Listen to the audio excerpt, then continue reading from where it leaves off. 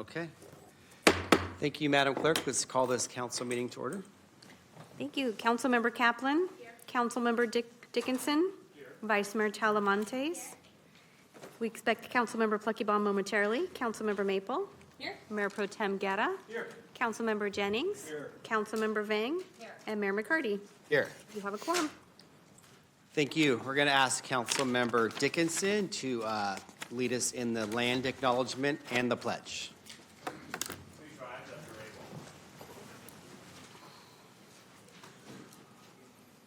The opening acknowledgments in honor of the Sacramento's indigenous people and tribal lands. To the original people of this land, the Nisenan people, the Southern Maidu, Valley and Plains, Miwok, and Patwin, Winton peoples, and the people of the Wilton Rancheria, Sacramento's only federally recognized tribe. May we acknowledge and honor the Native people who came before us and still walk beside us today.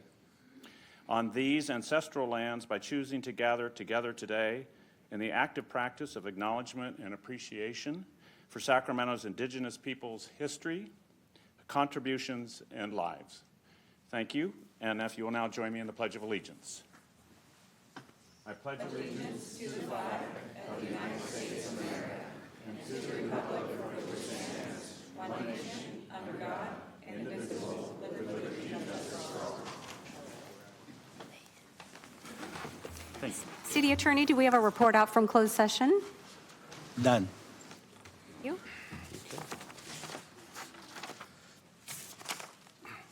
So, Mayor, we move to special presentations. Councilmember Pluckybaum's is the first, but I think we'll reorder the agenda. We have Ken McCulloch retirement that you're presenting. Yes. Is Mr. McCullough here? Yes. Okay. You can come on up here.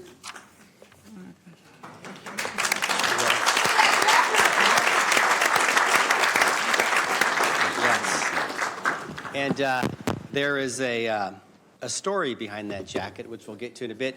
But Ken retired about a month ago, and we're acknowledging his 30 years of dedicated service to the city of Sacramento, focusing on our parks and our recreation department, our youth, and we really just want to thank you for your service. And honestly, I want to thank anybody that served the city of Sacramento for 10, 15, 20, or 30 years, but Ken is one of the 5 or so city employees that I know on a personal level for 20 years. And Mr. Gary, let me tell you a quick story. So when I was running for the District 6 council seat, one of those neighborhood leaders down there, his name was Jermaine Gill, I asked for his support. And he says, if you win, you'll bring me back Little League Baseball to Southeast Sacramento. And I'm like, yeah, I'm a baseball guy, of course, I'll make it happen. And then I won the election in March, so I had like 9 months to figure it out. And he kept asking, I was like, man, what am I going to do? It's hard to bring back Little Leagues. You have to get, the parents, the scorekeepers, the coaches, the fields. And then one day I was watching a Giants game, and they said, donate your car to the Junior Giants program. I'm like, Junior Giants? What is that? So I Googled Junior Giants. There was Google back in 2004, yes. And I called up the Giants and said, hey, we would like to have a baseball league program in Sacramento. And so I went back to Jermaine. I said, you want baseball here, right? He says, yeah. I said, do you care if it's Little League or the Giants? He's like, no, we just want kids to be able to play baseball who have been long forgotten in this neighborhood. So we put a big application together. I asked then Parks Director, I think it was, who was before Combs? Who was it? We can't recall. Before Combs. Yeah. Yeah, I asked him who could work on this topic. He said, well, we have this outstanding guy named Ken McCullough. So Ken and I and Jermaine drove down to San Francisco, met the Giants, and says, hey, we want to apply to have a Junior Giants League here in Sacramento. And they said yes, and they funded our league. And there's been 10,000 kids who played for free here every year. And Ken was such an outstanding leader in this. He actually won. He was recognized, and he was nominated for the Hall of Fame for the Junior Giants Community Fund by the Giants. He went down there and met Willie McCovian was honored with that amazing orange jacket. I know it pains him because he's an A's fan, not a Giants fan. But he did an outstanding job running the league in Southeast Sacramento. It's now grown to North Sacramento, Land Park as well. So hundreds of kids get to play for free every year, and there's no registration fee. The Giants pay for their uniforms, their hats, their gloves, everything. And so Ken did a great job in doing that. And then 10 years or so into that, he says, I got a promotion. I'm not going to do Junior Giants anymore. I'm going to be focusing on workforce development, our youth program. So we were saddened by that, but somebody else came in and did an outstanding job, Scott. So, we just wanted to recognize you and all the work that you've done for hundreds, if not thousands, of kids. And they don't know your name. My kids remember your name. But they've been able to participate in workforce development programs, youth programs. And really, that's the mission of Sacramento, is focusing on the next generation. So I just really wanted to appreciate you and recognize you on behalf of the Sacramento City Council, and a job well done. And I hope you enjoy your retirement, Ken.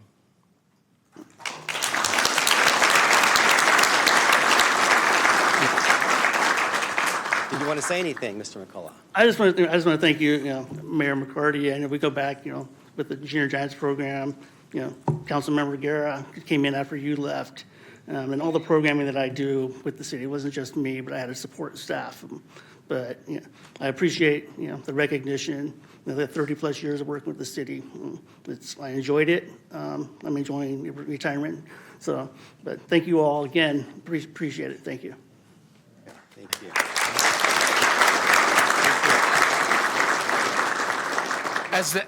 While the mayor goes down here to give the recognition, I do want to thank the mayor and Commissioner Ken. I would say, because you may say that they don't remember their name, but I still remember when I first got elected. It was a special election, and I showed up to the first Junior Giants event, and there was one rock star in the room that everybody recognized, and that was Commissioner Ken. So I disagree with that, Mayor, but because it was, and it was just exciting to see how many kids were excited about that, and frankly, it has changed the Georgetown Community Center. Brought in so much energy. So congratulations on your retirement as well. Thank you.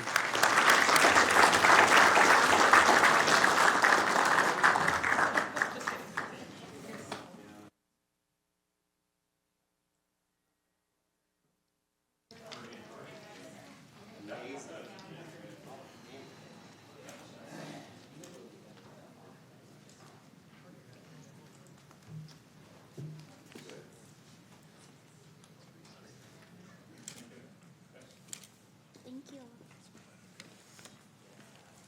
One more.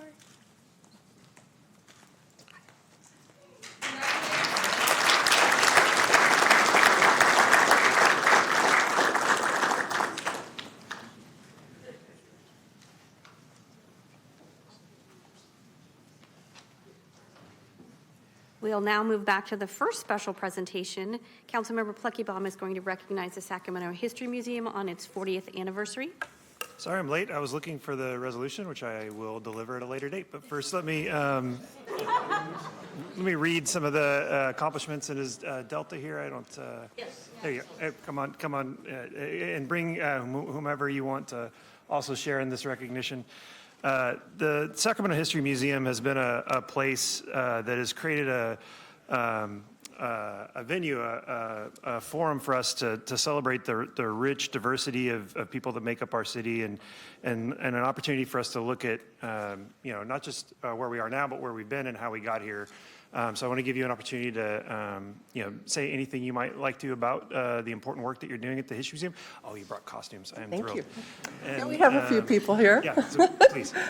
First, I'd like to thank all of you. Thank you, Mr. Mayor and City Council members. I want to thank you all for putting the trust in the Sacramento History Alliance to manage the museum, and thank you for honoring us for our 40 years of being here. Many of you have been to the museum before, and we're very appreciative. We also want to thank the team at the Convention and Cultural Services. Megan Van Voorhis has been our partner and champion. I just wanted to say a few things we've been doing the last year. I came to the museum in 2019, just in time to close it for COVID, during the COVID restriction time. But during that time, we had the time to pause and think about what we were doing, what were the stories we were telling, what stories were missing, and did we reflect all of Sacramento community, from the native people who lived here for thousands of years to the incredible breadth of immigrant families, first, second, third, and beyond, generations of people who came to Sacramento seeking new opportunities for a better life. Were we meeting our mission to make Sacramento's history accessible to all? So since reopening, we've dedicated ourselves to highlight stories from the many different communities and cultures that make up Sacramento. We want visitors to say when they come in our museum, either I remember that, or I didn't know that, and hopefully I want to learn more about that. So in the past year, we opened a traveling exhibition about the Chinese pioneers, and we showcased the history of lock.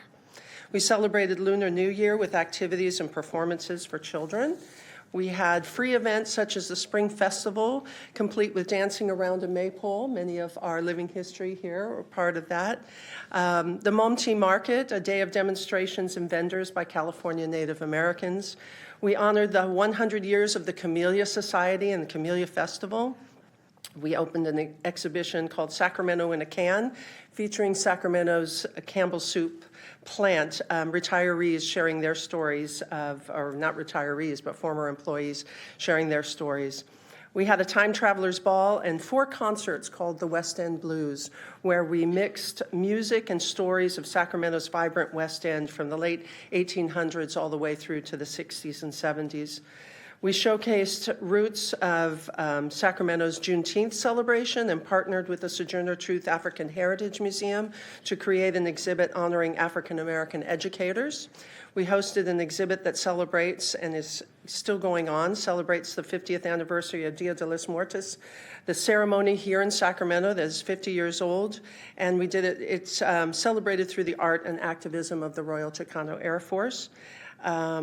During the opening celebration, we had poetry and music and dance and demonstrations. We welcomed 50 delegates from Guadalajara to come to the museum. When last minute, Councilmember Guerra asked if we could bring the delegates over. Many of us were in costume for the ghost tours, so it was kind of a unique experience. We honored 6 Sacramento legacy businesses at the 7th Annual Burnett Awards, and we ended the year with New Year's Eve, celebrating with over 400 kids and their families. All the while we were doing this, we host roughly 15,000 school children each year with our education programs. We tour nearly as many of those people in our underground tours, and we engage thousands of visitors to Old Sacramento with our living history folks. And then there's that little thing that we did on social media with Howard and Jared and the print shop. Since beginning in 2020, we began with just a few videos. We now post daily on several platforms, and we have 1 million followers on Facebook, over 3 million followers on TikTok, and 3.75 million subscribers on YouTube. The Sacramento History Museum is still the most followed museum on social media. So I want to thank our volunteers that are here today and the volunteers that aren't even, the board of directors, and especially our board chair, Robert Sacato. He's been with us for many years, and he guided us through COVID, and I appreciate him so much. And then my staff.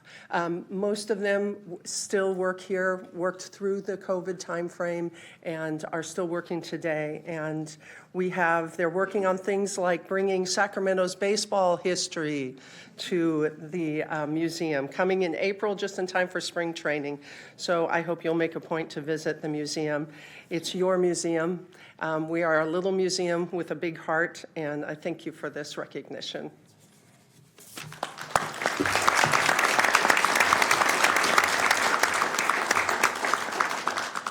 Okay. Councilmember? Yeah, Thank you, Mayor. I appreciate that. One, I just wanted to thank Delta and all of your staff and your team. Not only this Saturday at the Verge for the recognition for Royal Chicano Air Force, but the artists recognized the exhibit that had been done for many of their members of the Royal Chicano Air Force for the Dia de los Muertos who have passed away and moved on, and how honored they were that that was part of that recognition. And also, it wasn't just Guadalajara, but it was the delegates, elected officials, and mayors from the state of Michoacan, including the staff of the mayor's office of Morelia, which is our pursuit right now in our process for a sister city, who were just blown away, not only by the in-costume zombie costumes, but also the history and the attention also to our indigenous history here in Sacramento as well. So I just wanted to say personally, as your neighbor, as you're, here as well in District 6, and also Stephanie and others, and Jessa from District 6 who are as well working with the History Museum. We appreciate you, and you've made an international impression on so many that want to come back. So with that, congratulations again. Thank you.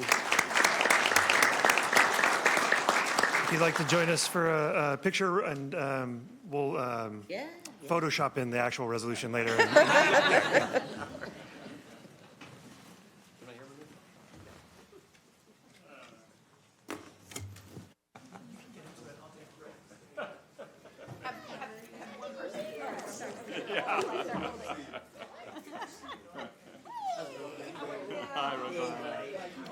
Good. You look amazing. How are you? Can I get everyone in costume towards the front so we can see your costumes, please? How are you, Stephanie? Awesome. Perfect.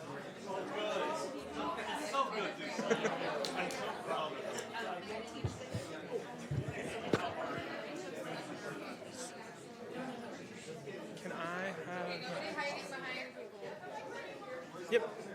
Can I have... Awesome. Ma'am in the back, can I actually have you switch place? Yep, can I have you switch places with the man in the burgundy? Perfect. Awesome. Thank you, everyone.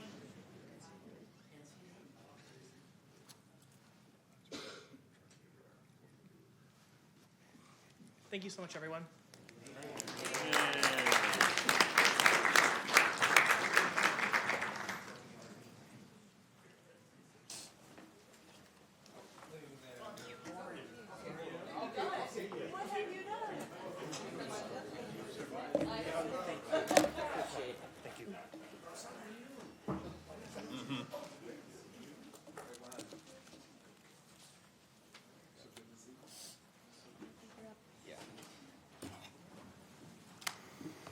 Okay, thank you.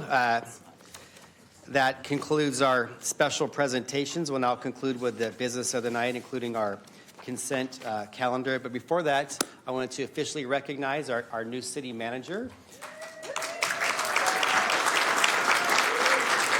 Yes. Welcome to the city of Sacramento.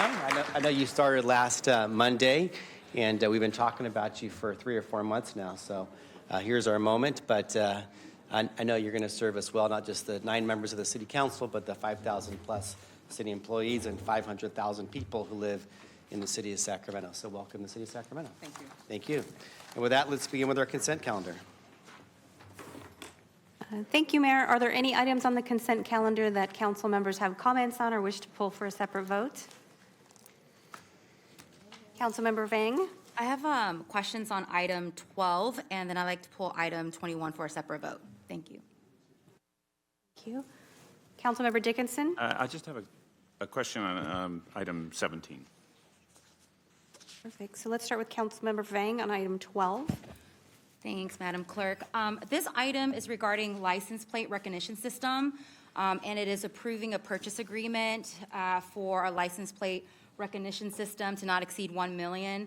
I just had just a few questions for city staff. First, I just want to acknowledge the operational needs of the Parking Services Division, and I understand that technology and system can play a role in supporting efficiency in our department. But just given the national context and just growing concerns around data use and surveillance, and we've also received some emails through our office about this item, especially under this authoritarian administration. And I just want to be able to ask these questions so that you could reaffirm to the public about us being responsible in terms of how we collect data. I know that there's been instances, even across the country, with city municipality sharing data, whether that's with private agencies or public agencies, and just want to make sure that we're doing everything we can to protect private data information. So it's Stacy, right? Allison. Okay, they have, because I had Stacy on the agenda item. Okay, so the first question is really around data access and any data sharing. And this was a question actually from a constituent that reached out to us. And so wanted to ask, in terms of this purchasing agreement with this company in particular, if there are any safeguards in place to ensure that the license plate data collected through the system is not somehow automatically enter into databases that's accessible to like Department of Homeland Security or Immigration and Customs Enforcement or other federal agency. Do we have those protections in place? We do. Good evening. My name is Allison Kerstetter. I'm the fleet manager with the Department of Public Works. The city does have an automated license plate reader policy in place already, and all of the parking enforcement license plate reader data is stored in accordance with that policy on city-owned and city-managed servers, not in the cloud.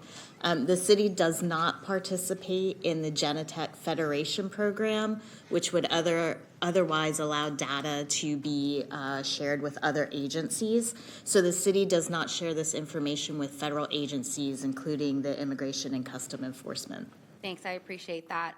I also noticed that IP Solution is actually a new vendor for the city. Can staff confirm that? And just wanted to just reaffirm, what was the reason for changing vendors? Is it primarily just a cost decision?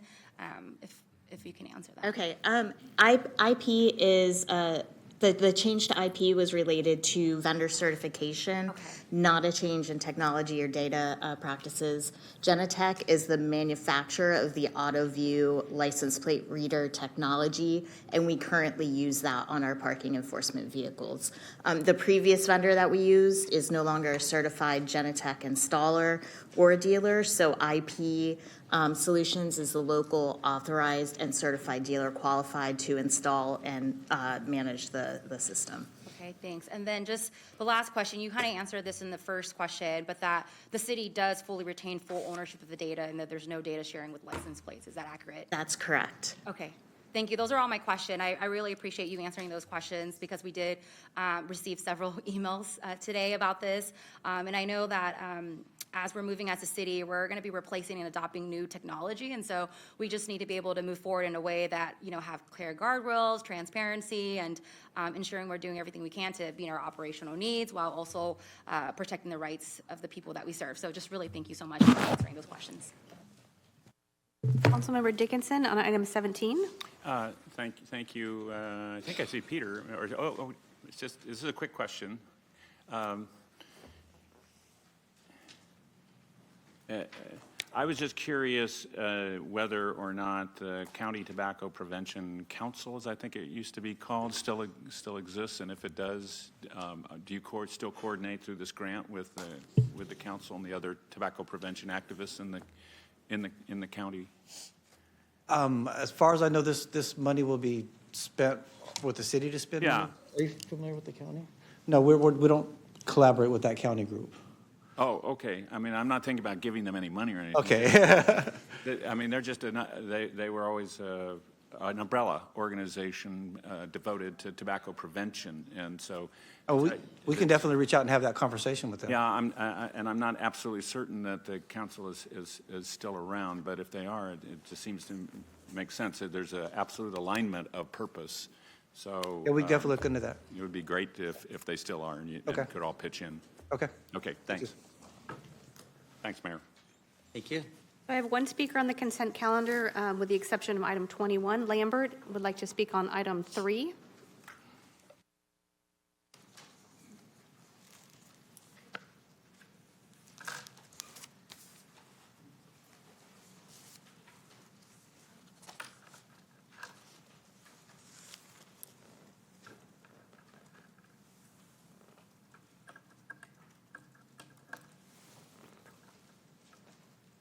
I wanted to comment on number 3 because I don't think I've ever seen the vice mayor and pro tem repeated.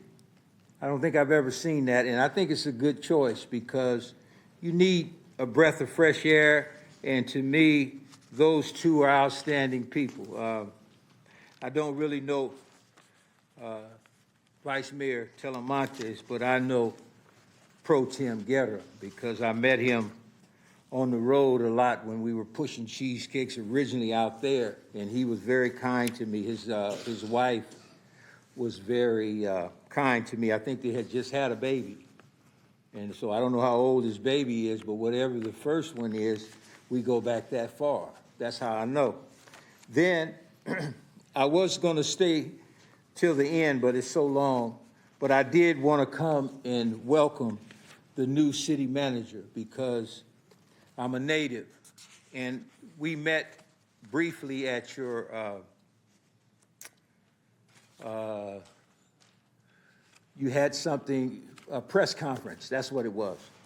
And then they threw you right to the lines with a workshop. So I stayed there the whole time, and I just wanted to welcome you because you're going to need people like me to keep you alert of what's really going on here. And one of the best people that you can ever align yourself with is Minty Cuppy, because she is the, what I call the integrity of City Hall, and she will help you. If no one else will, she will. And when she gets through, then you can reach out to us. Thank you. Thank you for your comments. I have no more comments on the consent calendar, so we'll entertain a motion on items 1 through 20. So moved. I'll second. Okay, all those in favor, please say aye. Aye. Any noes or abstentions? Hearing none, passes unanimously. So we'll move to item 21, which is a contract, Rail Yards Master Lease for digital billboards. Do we want to take public comment for that first? I'm not sure, I'll just, I have 5 speakers on this item. Would you like to take those now? Sure, we can. sure, we can do that, yeah. Perfect. Francisco Garcia, Amir Dean, Sonia Crable, Nancy Williams, and Pam Freeman. Francisco? Okay. Good evening, Mayor and City Council members. My name is Francisco Garcia. I'm a resident of District 2. I'm also a member of Unite Here, Local 49. I work downtown at Golden One Center. A lot of my coworkers cannot afford to live near work because it's really expensive. When I leave my job late at night, I see a lot of homeless people sleeping in the streets, and even in the daytime, I see this happening. The housing situation in Sacramento is really hard. It's kind of sad. It's not okay. When I see that the city is giving away hundreds of millions of dollars to developers who plan to build just 6% affordable housing, it makes me feel like our leaders are ignoring our problems. And if you have the ability to make the real change here today or in the future, but instead it seems like you're just giving us more of the same, the status quo. And I mean, you guys are all great leaders. You know, we just ask you to do the right thing. Thank you. Amir Dean. Good evening. My name's Amr Dean. I'm the president of Local 49. When the rail yards development came forward at the end of 2024, we met with a number of you, and we heard many of you say that you didn't know the details of the plan.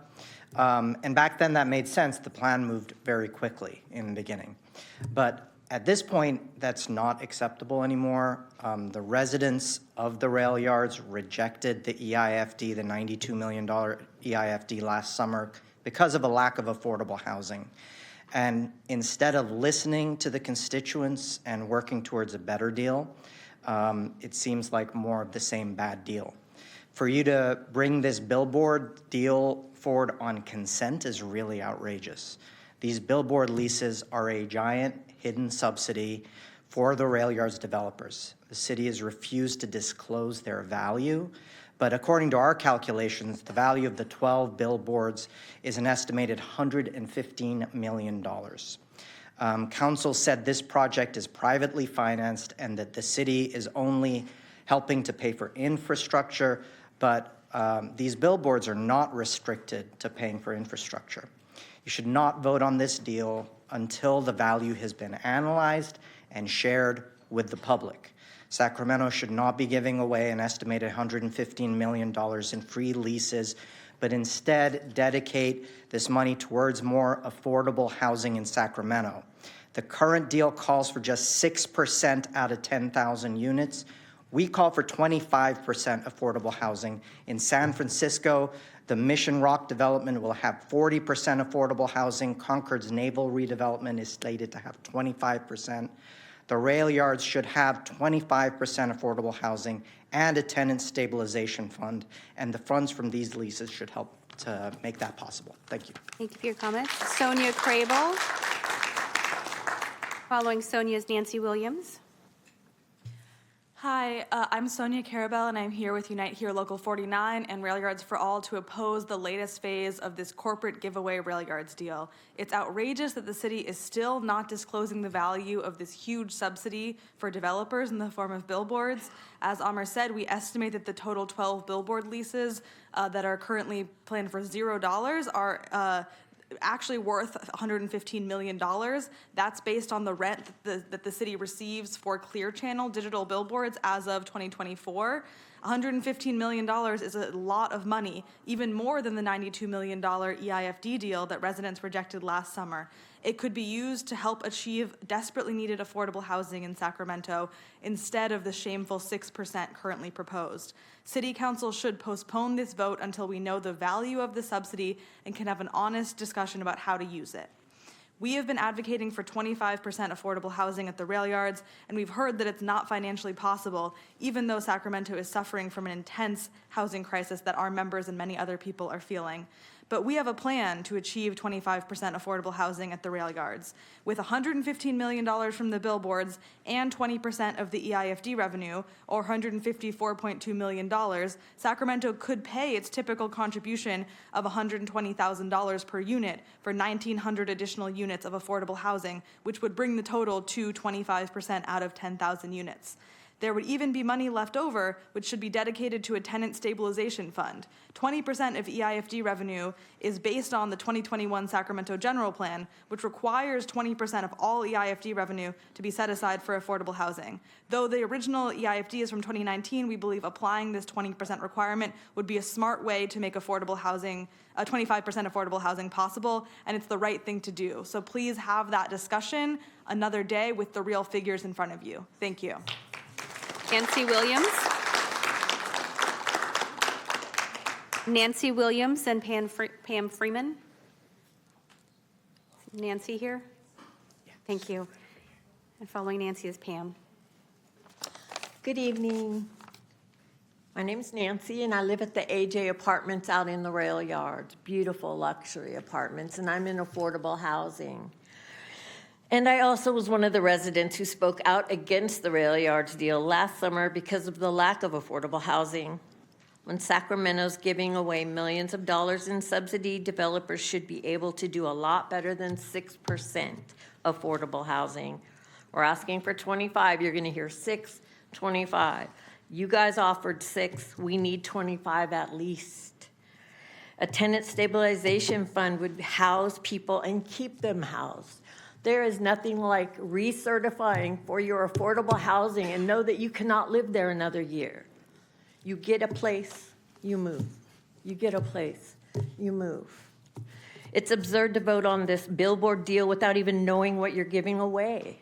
The billboard leases are a huge hidden subsidy. We believe this money could go a long way towards paying for more affordable housing and a tenant fund. But you need to be transparent about how much money these leases are worth first. That's a first step towards a better deal and trust. You should postpone this vote until you have the numbers in front of you. You're offering us 6% affordable housing. We need at least 25% affordable housing. No blank checks. The city cannot afford a blank check. I live in the rail yards. When it's foggy, we have our own northern lights thanks to the G1C billboards. What are we going to see when you add 12 more out there? I face the stadium. That's what I'm going to see. Billboards. Thank you. Pam Freeman.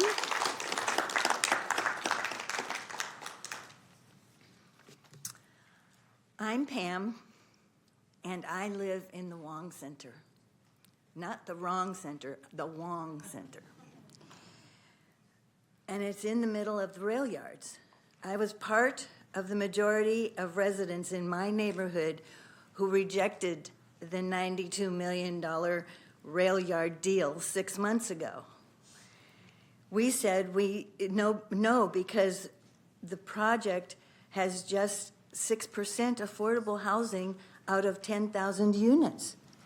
Most of us have been homeless and know how difficult it is and how badly Sacramento needs more affordable housing. You, the city council, had 6 months to make a change. But you haven't. You haven't come to us. No one has come to us and asked, what are the difficulties of living in the rail yard? There are a lot, let me tell you, a lot. And when you build these 2 apartment buildings, you need to know what those difficulties are so those apartments don't remain empty like so many buildings in this town.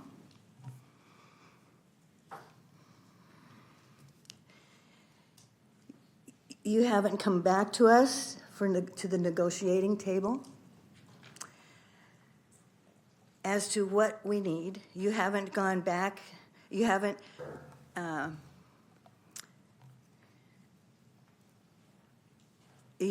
wanted to make a better deal. And now you're going on to vote these billboards without even knowing what they're worth for the people of this. Thank you for your comments. Mayor Pro Tem, I have no more speakers on this item.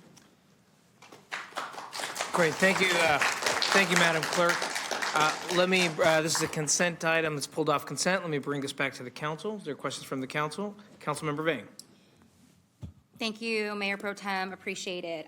First, I wanted just to thank the members for coming to speak today. I also want to take this time to thank city staff for actually meeting with me on this item, as well as the partners and developers from downtown rail yards as well. I had an opportunity to meet with them as well. And also Unite Here, I've met with all of the parties involved. My comments today in particular is not about opposing the project, but about making sure that as a city, we are actually thoughtful stewards of the city resources as we move forward. I just want to be clear that, I do support the rail yards project overall. I do believe that it's incredibly important for the future of Sacramento, especially because we want to make sure that we have ongoing economic activity so that we can actually increase city revenue so that we could be able to provide city services and provide affordable housing. However, despite that support for the overall project, because I want to see economic development spur, I want to see more affordable housing, I can't support the item today. And I kind of want to walk through just my thought process so that my constituents and the voters know why I'm voting no on this item. This vote in particular would approve a master lease between the city of Sacramento and downtown rail yards for 2 billboards. This item is only for 2 billboards, not all 5. I believe 3 additional billboards will be coming to council as well. If the city approves the lease tonight, these leases would be for 34 years. And once that master lease is signed, all billboard revenue would go to the developer for the entire term. Now, for me, that raises serious questions only because we as a city are also in a budget deficit in this moment. And my concern is really just straightforward. I have repeatedly asked the same basic question. What is the total value of signage revenue the city is giving up? That is my question, right? And to date, I think staff did their very best to answer, and the developers too, based on what they could share. To date, I have not yet received a clear or reliable answer, or an estimate of how much these signs are actually expected to generate over the life of the lease. It's been shared, and I just want to acknowledge that the construction loan for this project is contingent on finalizing the signage lease, and that the billboard revenue is needed to finance the project, right? And that it has already been baked into the deal. And that's my understanding from my conversation with the developers and with city staff. I also understand that the term sheet, not between the city and Downtown Rail Yards, but between Downtown Rail Yards and their lenders are not made public. That is between them, and we won't be able to see that number. So for me, that means the city council is being asked to approve a 34 transfer of revenue without knowing its value at a time when our city is facing a budget projected deficit. And so I just think it's really important that, before we move forward, we fully understand the long-term value of any revenue that we are committing for foregoing. And so, like I shared with all of you, just given our budget challenges, and there are going to be some tough decisions in the next few months, we have an obligation as city council member, as a city, to protect long-term city revenues and ensure that there's transparency when any public assets are involved. And so for those reasons, I will not be supporting this agreement as presented today, but I did have one question for Marco and city staff. While I know that we don't have the exact dollar amount of the billboard revenue, and I know that whatever is generated from the revenue as a developer share, that it will be 100% used to basically pay back the loans to develop the project. I want to ask city staff, do we have actually protection in place for the master board billboard leases if the project does not move forward? That is of utmost importance for me. No matter the answer, I'm still going to vote no because I don't know what that number is, but I think it's important for the public to understand the ways in which city staff have written the master lease, and so that there are some protection in place even though no one's given me the actual revenue for the billboards. Thank you for those comments, and thank you for the question. So the way that the master billboard lease is written, consistent with the comprehensive project agreement that was approved at council last year, if the projects, and we say projects as the central shops and as the soccer stadium, if they do not move forward, then there's no longer rights for any billboards. So that's written into the lease, and there's a trigger to ensure that these are definitely tied to these projects and will not move forward without those projects advancing. Thanks, Marco.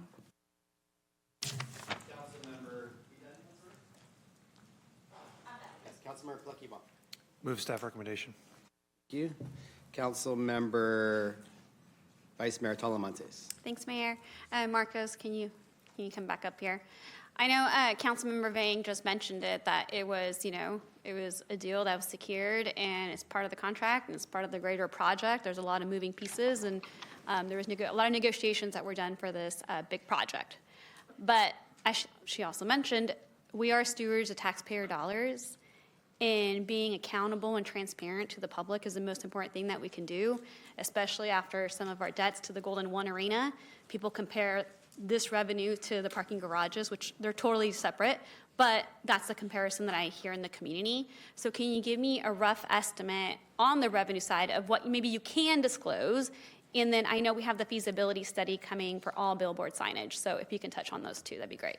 Absolutely. So it gets a little tricky when we're talking about the value of these signs, right? So the city has other leases that are standalone, that are on city property, that are not tied to any projects, catalytic economic development projects moving forward. So a bit different in this instance, but if we were talking about one of those projects, we could expect upwards of 180,000 annually attached to those billboards. But I think the number that we probably want to focus on in terms of assigning a value to this master lease is $325 million. So that's really the private investment that is part of the overall deal, right? So in terms of the Central Shops Phase 1, in terms of the soccer stadium, in terms of all of the associated infrastructure, that's $325 million alone of private investment that will be made possible by approving the master billboard lease. Okay, thank you. Councilmember Dickinson. Thank Marco, but before you retreat. I should have learned my lesson and just Yeah, stay up here. I just want to confirm my understanding that if the project, and namely the shops, don't go forward, then the leases, the two that have been referred to here, do not apply. That's exactly right. The lease would be terminated if the project does not advance. And put, to a certain extent, the other way around, absent the leases, which were part of the deal structure agreed to by the council previously, absent the lease, the billboard leases, then there would not be that funding to apply to the rehabilitation and improvement of the shops. Is that also correct? That's exactly correct. So whatever the value is, and it may be far less than the numbers that have been shared, the fact is that regardless of the amount of money it is, absent that, the deal with respect to the shops, at minimum, would fall apart. That's correct, yes. The project does not advance without this billboard revenue. Okay. Thank you. Councilmember Kaplan. Thank you, Mayor. Thank you for staying up. I just want to clarify, because there might be some confusion, because you threw out $325 million. Can you clarify what you meant by that $325 million? Absolutely. So that's the number that we've had in the original comprehensive project agreement, right, when we talked about catalyzing Sac Valley Station, soccer stadium in the rail yards, and the historic central shops. $325 million represents the private investment for the Central Shops Phase 1, for a soccer stadium and all the associated infrastructure. So we're talking about a really large upfront private investment that wouldn't be made possible if it wasn't for this deal that the council approved. And so the billboards is to allow for, basically, it's like the city investing our portion. Do I understand that? I would view the billboards as implementing that deal that council approved, right? So this was attached to the comprehensive project agreement, the billboard lease. And so it's really an implementation step to really realize those projects advancing. Mm-hmm. We all know how I feel about billboards, and talk to me a little bit, because light pollution is real. What protections are there for light pollution? Absolutely. So as part of the CEQA analysis, there are protections and mitigation measures for light pollution.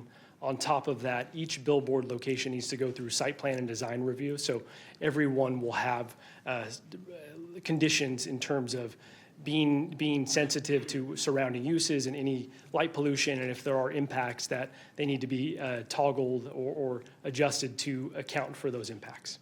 So if council approves this tonight, will it be as a package, or will each billboard in its approval come through the Planning and Design Commission? And is it a Planning and Design Commission only decision, or council decision on the site review and plans for the billboards? So council will, so this is for the two signs that are by I-5. The lease applies to all 5 locations that are described in it.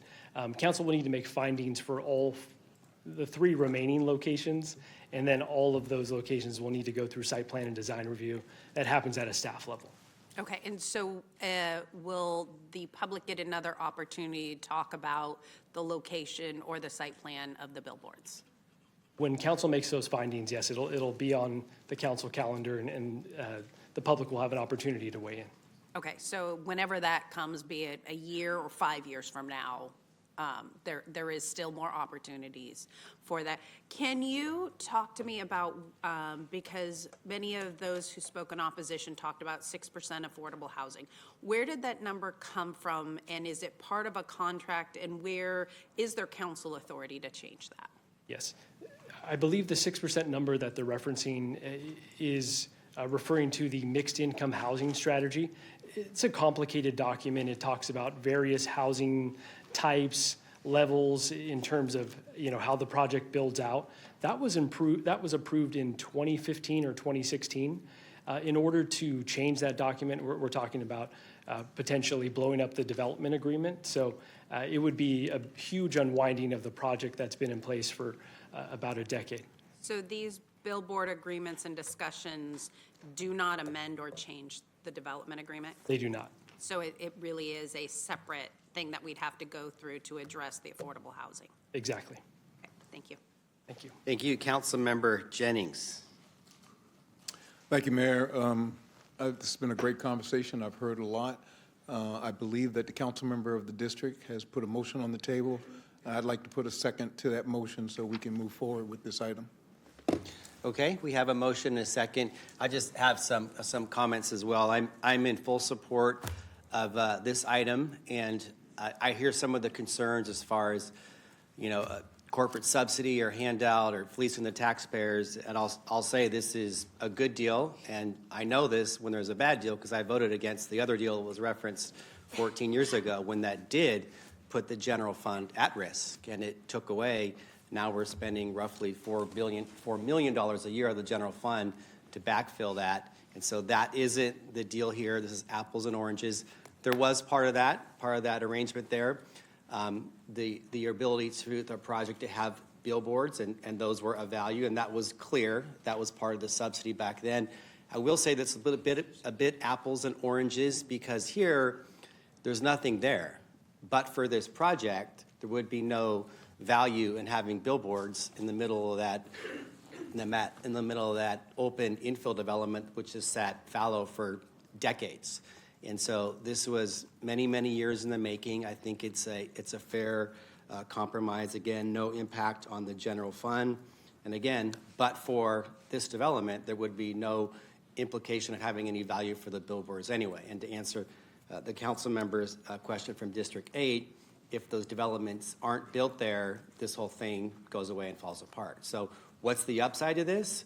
One, we're finally, after 40 years, developing the largest infill site in America. That's a big deal. The largest infill site in America, right here, with a world-class soccer stadium for professional soccer, hopefully MLS soccer, a music venue in the works here, and I think it's hopefully going to be announced in the near future about that. But and this will bring in more excitement to the city, but frankly, more revenue. We're trying to focus on increasing our city coffers so we don't have to decrease money for our city programs and public safety and parks and communities and neighborhood programs. So we need to grow our economy, and this is a big piece of the puzzle. It was a fair compromise. We went over this in great detail over the summer. This was a piece of the puzzle, and we said we'd have to come back and have several council votes and hearings on this. This is one of them. I'm not sure we can just do it all in one motion, but we're going to be back multiple times. And with that, I think the council has articulated their perspective on this. We have a motion and a second. All those in favor, please say aye. Aye. Any noes or abstentions? No. Hearing one. Item passes 8-1. Next item.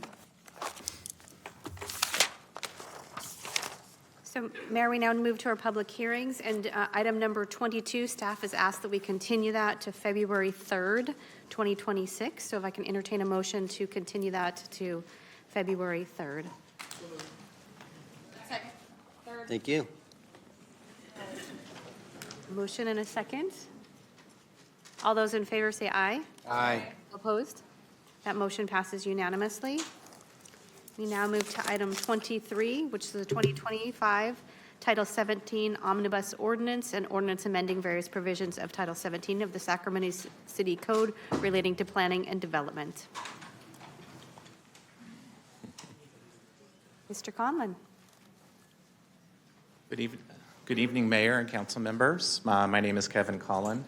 I'm your zoning administrator. I'd be presenting this item this evening. Let's get straight into it. I'll briefly describe what does omnibus mean. We'll talk about the amendments that are proposed. I'll summarize the review steps that have been completed and are being reviewed this evening, and then conclude with our recommendation.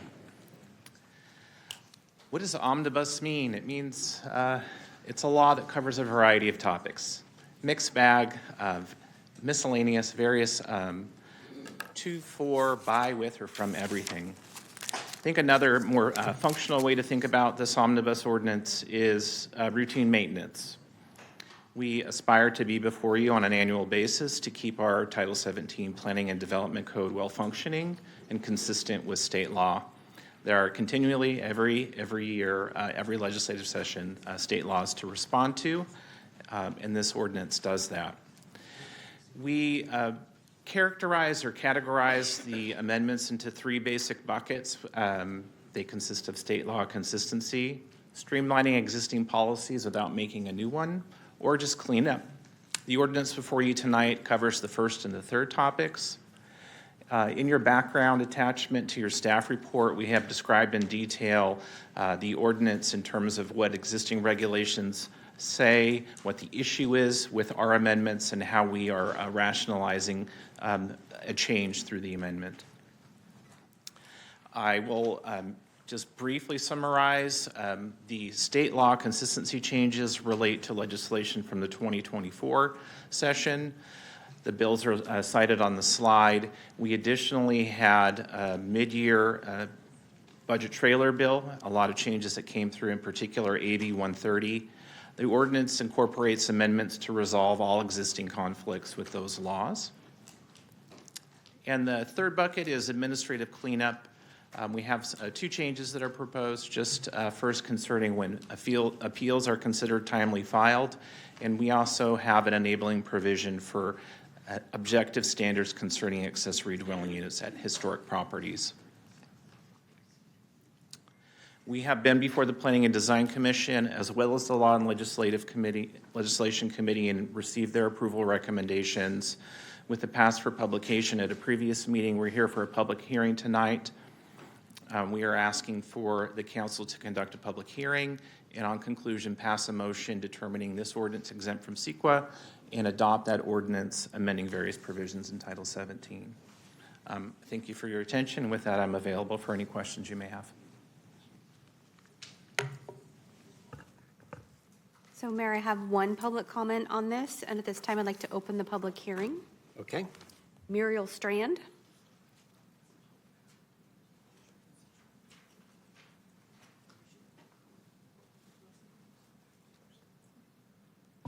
Good evening. My name is Muriel Strand. I live in North City Farms. Reviewing this, it seems to be about infill. So I just wanted to add a few things to my online comments. But I wanted to start out on the topic of land acknowledgements.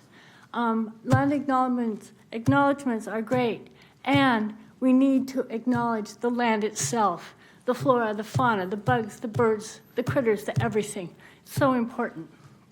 About infill, having the urban-rural balance that we will need to be sustainable going forward really deserves your attention. Again, this is just referring to my online comments. And I just wanted to mention that pavement, all pavement, reduces the ecological carrying capacity of the planet. If there's pavement, you can't grow food on it. And we will be needing food, especially if we have more infill and more density. So we need to be thinking about those balances going forward. Thank you. Thank you for your comments. Mayor, I have no more speakers on this item. Okay. Councilmember Pluckybaum. Move staff recommendation. Okay. So that A motion includes- and a second to open and close the public hearing and approve staff recommendation. All in favor, please say aye. Aye. Any noes or abstentions? Hearing none, one absence. We move to item 24, vacation of a portion of the public road easement, proceeding number VAC 25-0004. And at this time, I'll open the public hearing. And Mayor, I have no public comments on this item. Okay. Please begin. All right.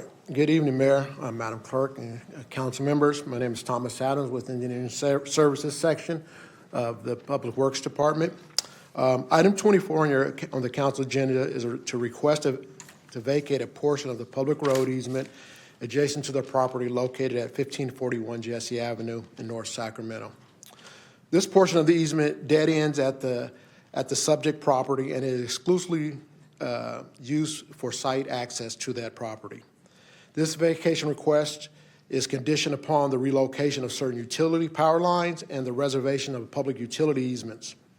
Once vacated, the area will be used to provide additional parking for members who utilize the existing on-site building for religious purposes.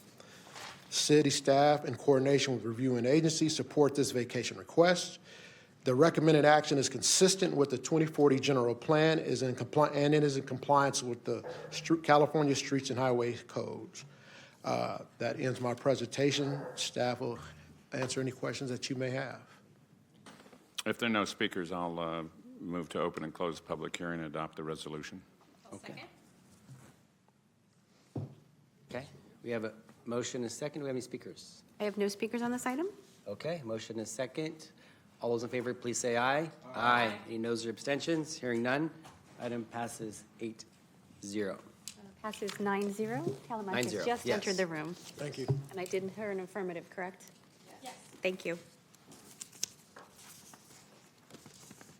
Next item. We move to item 25 on the discussion calendar, which is Labor Agreement, International Association of Machinists and Aerospace Workers, Lodge Number 2182, District Lodge 190, and Successor Labor Agreement Memorandum of Understanding. Honorable Mayor and members of the City Council, my name is Aaron Donato, and I am the city's Labor Relations Manager. I'm here to briefly summarize the successor labor agreement with the International Association of Machinists and Aerospace Workers and explain how it balances support for our city workforce with recognizing the city's fiscal responsibilities and realities. Before I do that, I do need to notate one Scrivener's error in the published staff report. On page 2, the employee plus one dependent health contribution is incorrectly listed as $16,740 per month. That's incorrect. The correct amount is $1,674 per month, and so I want to clarify that for the record. This agreement establishes a new 2-year term. It includes a modest 2% wage increase in the second year of the agreement, a one-time signing bonus, continued health and welfare contributions, and the addition of Juneteenth as a recognized city holiday. At a time when the city is facing significant budget pressure, this agreement was intentionally structured to avoid wage stagnation for employees while remaining financially responsible. It reflects a shared understanding that labor stability matters, and so does fiscal stewardship. I want to thank the IAMAW business representative, Paula Barca, and the union's negotiation team for their professionalism and good faith engagement with the city during the negotiation process. I also want to recognize the membership more broadly. Our employees here at the City of Sacramento are the heartbeat of this organization. The services that they provide to our community are very important, and our residents and constituents rely on them every day. Staff respectfully recommends the approval of this resolution. Thank you. Thank you. Public comment? Mayor, I have no speakers on this item. Okay. We have a motion and a second. No comments or questions from council members. All those in favor, please say aye. Aye. Any noes or abstentions? Hearing none. Passes 9-0. We move to item 26 with Sacramento Homeless and Housing System Partnership Structure Update. Thank you. Good evening, Mayor and Council. Yayan Isle. I am the City Housing Manager with the City Manager's Office of Innovation and Economic Development. Together with Brian Pedro, the Director of Department of Community Response, we bring you this item today to provide direction on a homeless and housing system partnership option. Before I get started, I wanted to provide a little bit of background. The city, the county, Sacramento steps forward as the administrative entity for the city and county continuum of care, have been contemplating some form of partnership or governance for some time now, including the establishment of a Sacramento Homeless Policy Council and commissioning a consultant report on shared governance models. More recently, we've been working with our partners on recommendations on a shared governance structure that seeks to address the concerns with our current structure, including better accountability, increased transparency, increased collaboration, and integration of our collective work, with a clear, streamlined leadership entity that is driving performance targets, funding priorities, and policy direction for homelessness and housing. On October 14th, city staff, we brought forward an item to City Council to seek input and direction from the council on key elements of a potential new partnership structure and governing body, and to weigh in on a county proposal. At this October meeting, there was discussion including a joint powers authority, as well as a reconstitution of the city and county partnership agreement. But overall, the City Council agreed on the need for a new approach for collaboration on housing and homelessness amongst the jurisdictions in Sacramento, and to have one body to have these discussions held at. On October 28th, a joint meeting of the Board of Supervisors, the Sacramento City Council, and the mayors and council members of 5 of the 6 surrounding cities was held, facilitated by Darby Kernan and Matt Kate with Mosaic Solutions and Advocacy. At this time, I would like to invite Darby and Matt up to share an overview of their work, findings, and recommendations.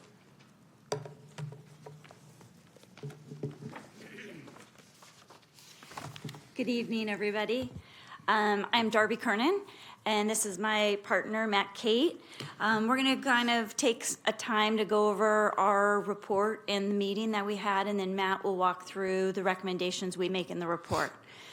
In August, the City and County of Sacramento hired Mosaic Solutions and Advocacy, Matt and I, to help facilitate a joint countywide meeting on October 28th focusing on homelessness with all of Sacramento's suburban cities, Citrus Heights, Elk Grove, Galt, Folsom, and Rancho Cordova, the Sacramento City Council, all of you were there, and the Sacramento Board of Supervisors.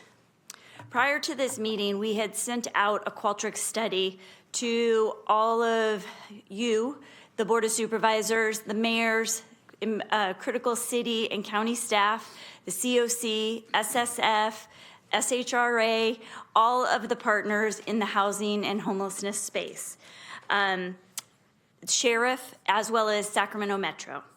All of this information was to be used for us as we were having interviews and conversations prior to the October 28th meeting with all of you. I do want to note that with all of the interviews we did, we had followed up with everyone. The only people who did not respond to us was the COC as well as SHRA. And SHRA was going through a transition at the time. So we want to note that.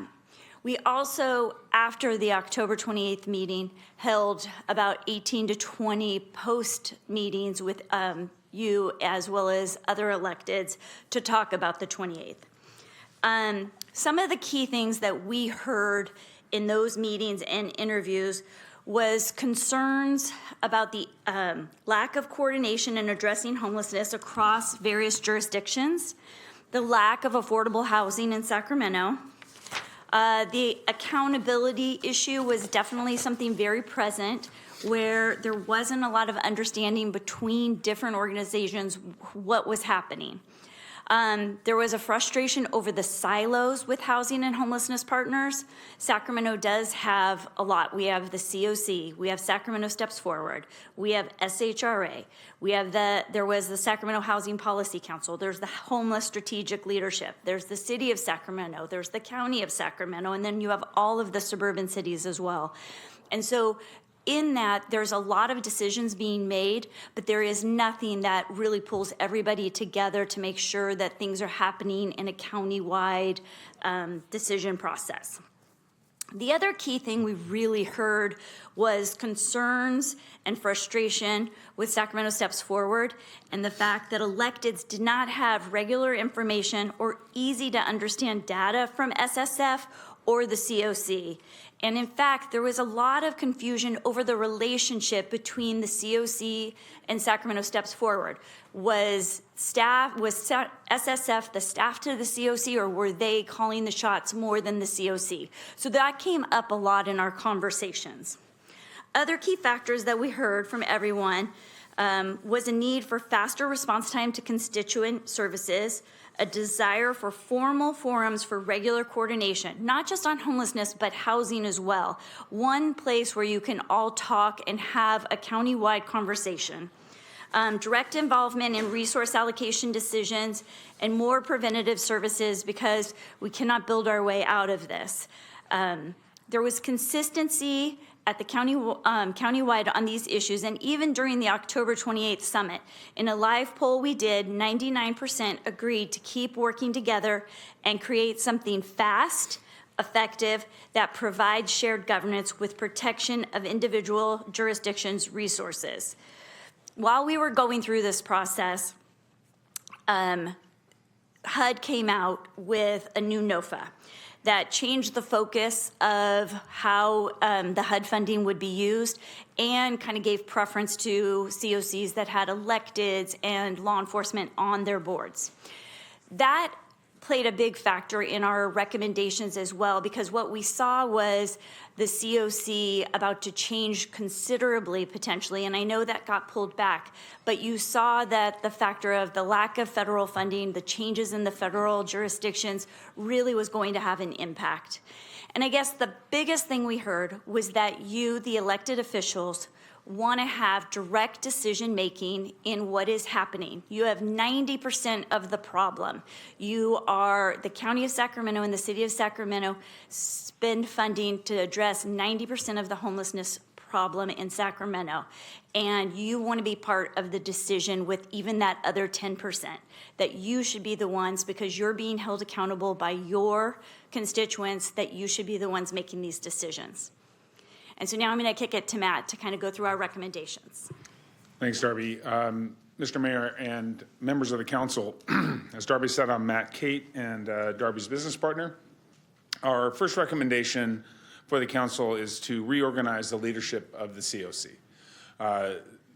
We recognize that a lot of great work has been done, but we also heard loud and clear that the electeds in this body, those at the Board of Supervisors and those in the more suburban cities really wanted to be more directly involved in the process of deciding homelessness policy together in a single place. And so we recommend that a majority, working with the COC, that a majority of its members be elected from the city of Sacramento, the county, and the suburban cities.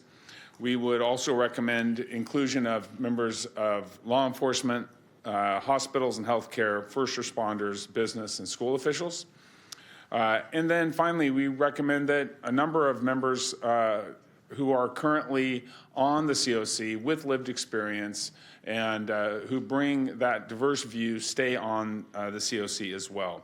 We think this will increase countywide coordination. We believe it will increase accountability. We believe it will provide a primary driver of policy in one area, and we think it will help to this body and the county and your sister cities to decide policy in this area going forward, as we said, in a single place, in a single venue. And just to add that there are federal requirements that the COC has to complete and do, and those would be maintained under the requirements. The structure would meet the federal requirements, and the responsibilities that the COC would be maintained. It would grow, though, for an opportunity to talk about the continuum of housing in Sacramento. Recommendation 2, we recognize that you can only constitute leadership within the COC if the COC collaborates with you to do so. And we recommend that due to the extreme importance of timely change, that you put a reasonable timeline on this, and that if you're unable or if they are unwilling to cooperate in implementing recommendation 1, we would then recommend you then create a new board or commission made up of city and county electeds. So again, you find those same goals are reached, but with a new organization, and then we would recommend the dollars follow that organization. And then finally, as it applies to the city, we recommend that you go back to the county and update or create a new MOU to ensure that the city and county of Sacramento, if nothing else, work closely together to continue to improve the issues around homelessness here in the city of Sacramento. And we're open for questions. Okay. Do we have public comment on this item first? Oh. Yes. Do you want to come back for questions after? Sure. The presentation. Thank you. Yeah, should we do public comment first? Yeah. Yes, go ahead. Okay, thank you. Thank you, Darby and Matt. So before we get into more details on the options, this slide here kind of provides an overview of COC requirements. So as you can see here, federal requirements is that there's a COC membership, organizations, individuals who are working and participating in the homeless response system, unlimited membership, meets a couple times a year, participates on committees. Secondly, there is a COC board, a smaller subset of the membership that is the board that is directing the COC functions and providing direction to the collaborative applicant and lead. And then finally, there is a collaborative applicant, HMIS lead, also referred to sometimes as the administrative entity of the COC. In Sacramento, we're unique in that our membership and board are combined into one body. It's up to 32 members. They meet monthly. And we did recently add elected officials, 2 city council members and 2 board of supervisors to this board. And then as previously mentioned, Sacramento Steps Forward is the administrative entity for the COC. So the options for a shared partnership structure. Under our current model, you can see here that the COC board is administering COC programs, and the city and the city councils and board of supervisors are looking at community-wide strategy, priority goals, and we have our own jurisdictional program administration. We are funding programs, we're making funding decisions, we're managing our programs, making land use decisions, doing outreach, et cetera.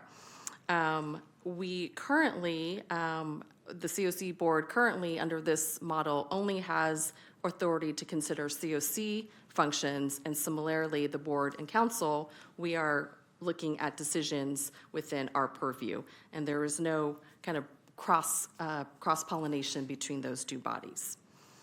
The recommended option, staff hearing from our elected leadership that we want a structured body to have a place to discuss housing and homelessness as a whole and in one group, seeks to streamline and bring together this currently separate structure under one leadership governance entity. This entity would provide oversight over the homeless response system under one board, as Darby and Matt mentioned, a reorganized COC board that would have a majority of elected officials and also include some key decision-making community leaders. This option consolidates oversight of the COC and certain functions of local jurisdictions. The COC board would maintain the currently HUD-mandated COC functions, but would also expand the scope of the COC board to consider countywide strategic planning, such as the Regionally Coordinated Homelessness Action Plan, as well as priorities, setting performance targets, policies, funding, other things that might be delegated to the COC board. It's envisioned that this newly reorganized COC board would be staffed and supported by the Strategic Leadership Group, which consists of leadership staff from the county, the city, participating surrounding cities, SSF, and SHRA. SSF, as the lead administrative entity for the COC, maintains their functions, reducing the need for a new administrative infrastructure. And SHRA would be put into the fold and be an active participant of the Strategic Leadership Group and continues to be governed by the board and council. While the county and cities retain independent authorities under this structure, they have the ability to delegate as they so choose certain functions and authorities to the COC board relating to housing and homelessness. For example, HAP or other things are things that the city could decide to go to the COC board, but ultimately still have come back to the council for final Authority. As for the broader COC membership, COC members would continue to lend their experience and expertise on subject areas with their expertise, either with delegated final authority by the COC board or the opportunity to provide their analysis and recommendations to the COC board. However, the recommended option does require willing participation from the COC board. The alternative option shown here, the COC board would continue to function as they do today within the purview of the federally mandated functions of the COC, and a new board consisting of elected officials, right now called the Sacramento Homeless and Housing Board, would be created as a dedicated public space for elected officials from local jurisdictions to establish strategic direction across all of our jurisdictions. This creates several boards and spaces rather than one board, bringing everybody together and unifying our homeless response. This SHHB, under the alternative option, would be staffed by either the Strategic Leadership Group or city and county staff participating jurisdictions, and there would potentially need to be a shift in funding to help support the administration of this board. There's no formal relationship between the COC board and the SHHB. And finally, the JPA option. It's an option that has been discussed by the City Council for many years. However, at this point in time, we believe that there are challenges to forming a new JPA and or using an existing JPA as the COC and lead governance entity on homelessness and housing. The city and county's current JPA, SHRA, is soon going to be starting an in-depth evaluation and assessment of their functions as the current housing authority and housing entity for the city and county. We recommend that we wait for that assessment to be completed and the findings brought forward between our governing bodies before we make any substantive changes, such as shifting homelessness responsibilities and funding to SHRA.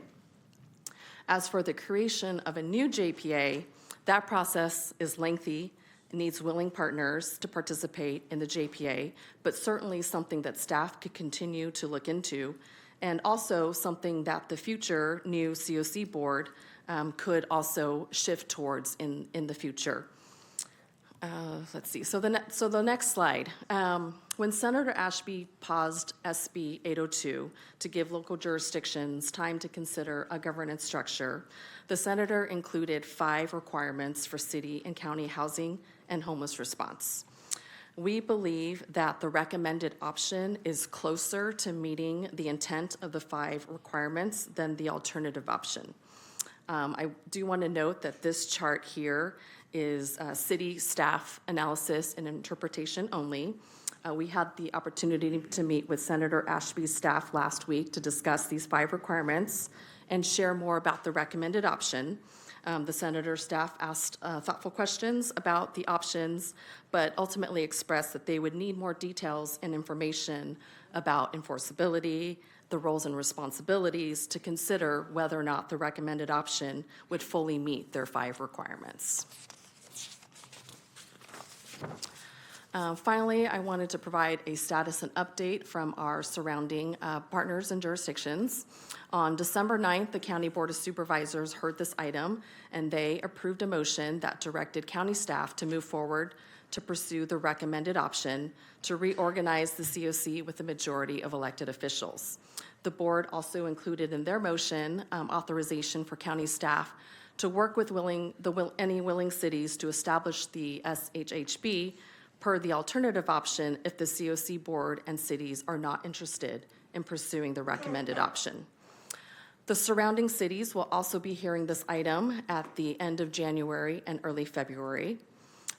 In December, the COC board considered a proposal similar to the alternative option. However, the alternative option that was presented to the COC board did not pass at that time. COC board leadership and members have expressed concerns about their diminished role in this new restructured COC board, a reduced participation from persons with lived experience, and a belief that the HUD mandated COC functions are better served through a separate board. We continue to have conversations with both the COC board chair, vice chair, and SSF staff. And at this time, we believe that they are listening to the input from the city councils and anticipate possibly considering this item again at their COC board meeting in February. If the city, county, COC board, and surrounding cities can all reach agreement on alignment on a recommended option in January and February, then staff would begin working on the proposed details of board composition, roles and responsibilities, committee structure, the administration of the COC board, and start hammering out and looking at the details of a potential agreement, codifying the new COC board that we would then bring back to our respective governing bodies for approval and to potentially seat members from our governing body to this COC board. If this moves forward by the summer of 2026, a new governing body could begin meeting to take actions to develop governing documents and other actions needed to begin with the recommended option. City staff, as such, is recommending that we, the City Council, make and approve a motion to move forward with the recommended option and direct staff to continue discussions with the county, SSF, COC board, and surrounding cities to work through the details on board makeup, committee structure, roles, and responsibilities. This concludes my presentation. Brian and I are happy to answer any questions you may have, and the county, SSF board, and COC board are also in attendance at this meeting today if you have any questions of them. Okay, thank you. We're going to go, we have 3 public comment participants. We'll do those first, then we'll come back to Thank you. Barb Ram, Lisa Bates, Joseph Smith. Hi, I'm Barbara. I'm District 4, and, well, Phil Pluckybaum told me that all politicians lie and that the sheriffs lie and the police lie all the time, and the only time they don't lie is when they're under oath. So you can't really believe anything. My bang, of course, is accepted from that.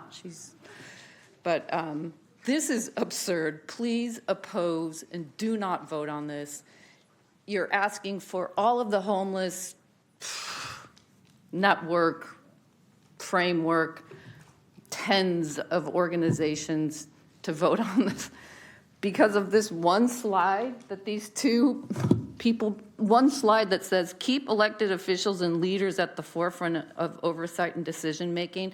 Hello, when the Kevin and Phil were running, they said we have relationships with the county. We're gonna solve homelessness. We are gonna have a audit of what we're currently doing for the homeless, and it'll be done by the end of the summer. So if someone could tell me where that audit is, that would be great, Mayor, because that's what you said you were going to do.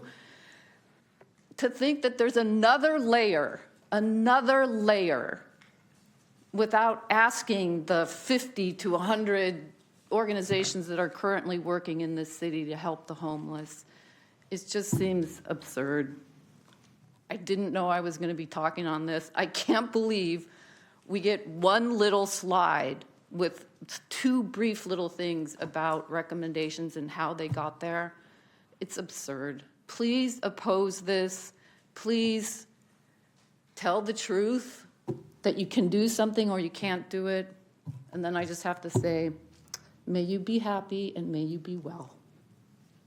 Next speaker is Lisa Bates.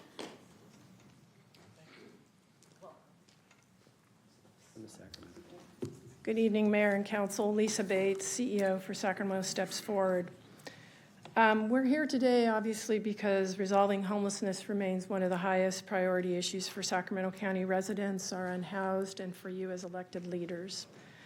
Over the last year, several governance proposals have emerged, including, as Yayan mentioned, the analysis initiated by SSF and the county that explored the creation of different models, including a formal joint powers authority. Most recently, as has been discussed, the county presented options to the board in December based on the Mosaic recommendations. We shared our perspective that among the two approaches, the alternative option with some adjustments could offer the greatest flexibility for you to build a truly regional and coordinated response and maximize the authority that you want as elected leaders at the right level. The Board of Supervisors ultimately approved the staff recommended option. Throughout this process, SSF has remained focused and will continue to remain focused on supporting a collaborative regional solution that brings jurisdictions, service providers, and decision makers into alignment around outcomes.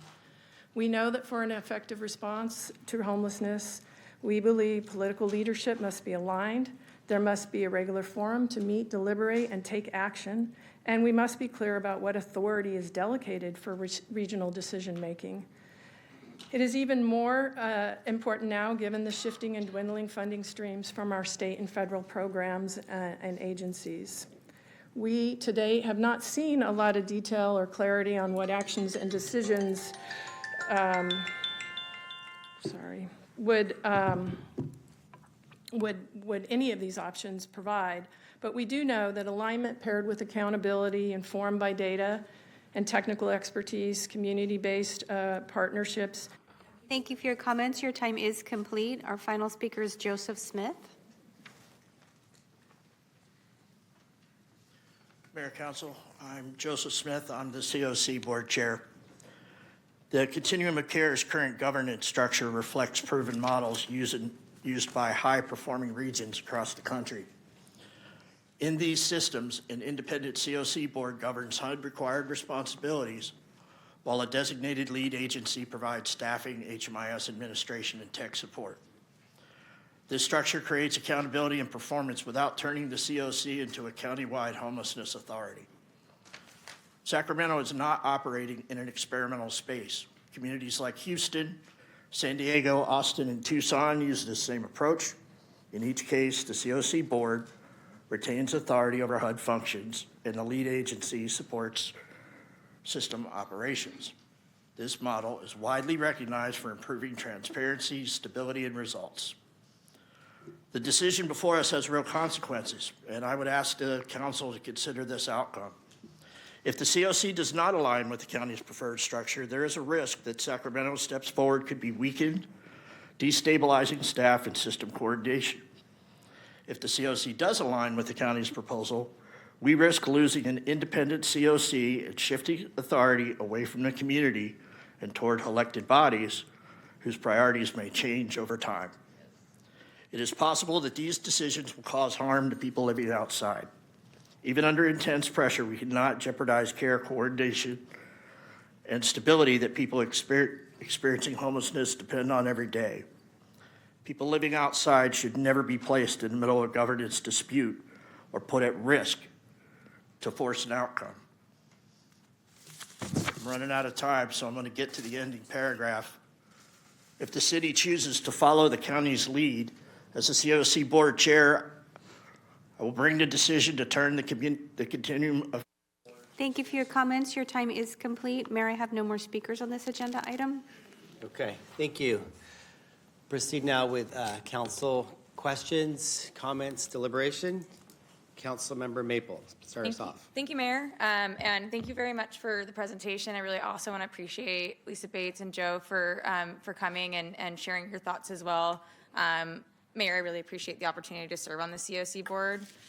It's only been one meeting, one and another one early tomorrow morning, so looking forward to that. But I see it as a great opportunity to make sure that I'm well educated on the issues and the process. So I do have a few questions to start with our staff. Hi, Yayan. And Yayan, I know we've had quite a few conversations, so really also want to appreciate the work that you put into this. And Brian, I know it's been a labor of love over a long period of time, and kind of running a marathon at some points and other points sprinting. So thank you. You touched on this in your presentation a little bit. So my original question was, do we have the authority to reconstitute the COC board? What I heard from you was, we don't directly, but what we can do is bring, let's say hypothetically, if this council agrees that, the option that was passed by the County Board of Supervisors is the right thing to do, we can then bring that to the COC board and ask them to vote and say yes on that. Is that correct? Correct. Okay. And if they say yes, then that's great, and we can move forward with this model. If they do not agree, what is our next option? If they don't agree, the Board of Supervisors made an alternative motion option to authorize county staff to pursue the alternative option, which is standing up a separate Sacramento Homeless and Housing Board of Elected Officials. The City Council could also put out an alternative for staff to consider and provide direction on, if not this, then look at this. Or we could also continue to have conversations with the COC. We've begun to have some of those conversations to look at the details, because we have heard that a lot of the concerns are maybe, devils in the details, that we can consider to negotiate and work through that option to see if we can reach agreement on the recommended option. Okay. And then just as we could go there and say, would you take a vote on this proposal, we could also do that for other things. So for example, if this council wanted to pursue a joint powers authority, is that something we could put forth and ask the COC board to consider? Sure. Okay. And then just so I understand the universe of what this covers, right now the Continuum of Care Board oversees approximately $40 million per year. 40 million of HUD NOFO funds, and then also the COC is one of the recipients of HAP funding. Okay. And then amongst the HAP other that they funding, receive. yeah, those are Okay. the main Which two we main know buckets. varies and unfortunately is continuing to decrease over time. So under this new proposed structure, would there be any consideration of the totality of homelessness funds that we are spending, or will it still only be the approximately $40+ million that's currently in their purview? I think that is up to the COC board members and the council board and the city councils. Now, HAP certainly is a natural funding source because it crosses our 3 jurisdictions, and there is a regionally coordinated homelessness action plan that is typically required of the HAP application. But under the recommended option, the COC board would, consider that, develop a regional plan, make recommendations on the HAP funding, but the local jurisdictions at this time still have the final budget approval. The COC board would likely make a recommendation. Staff would incorporate that recommendation in a staff report for council consideration when you look at that budget. Now, certainly in the future, the council could delegate. They could say, we would like to delegate our HAP funding decision-making to another body and other things. So, but currently, as contemplated, they would be a recommending body for certain aspects, but, there are many options that could be moved over to them as well. Okay.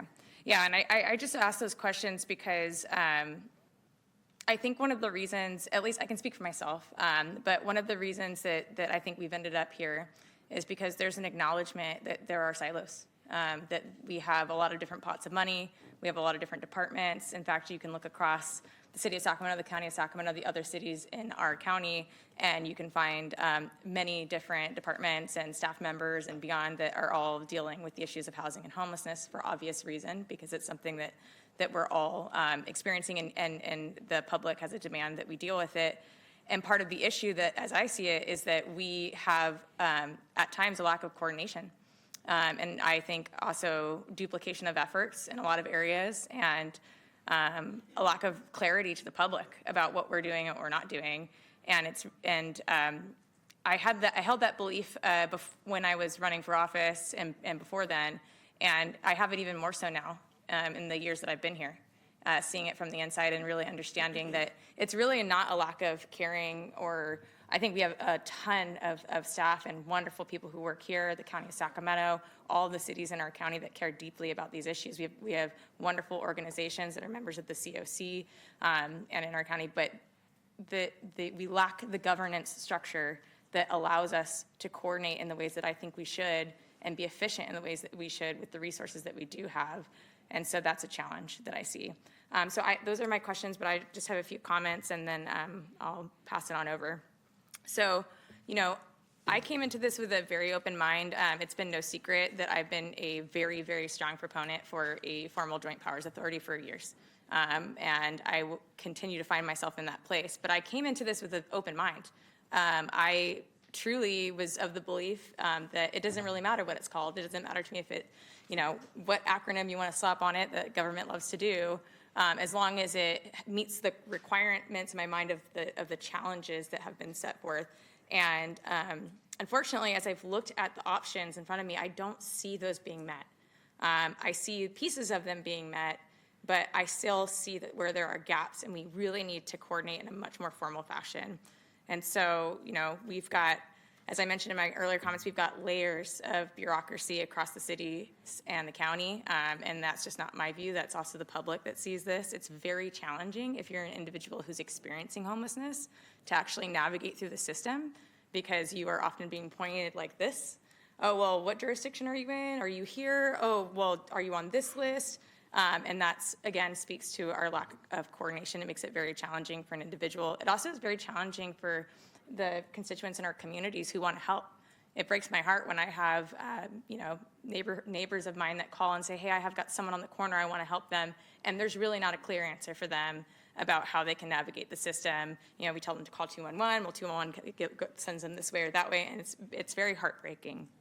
And so, in my view, what we need is not another workaround or an advisory structure or another board that talks to another board that advises a board. I think we need a single, visible, accountable entity, a place where all our jurisdictions meet regularly, decisions are made in public, and the community knows exactly where to go. And to me, that means a joint powers authority. This is especially urgent because we know what's coming.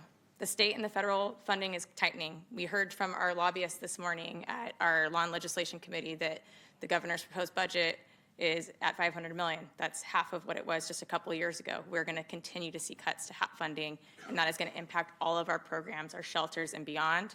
We know that at the federal level, we're going to see cuts.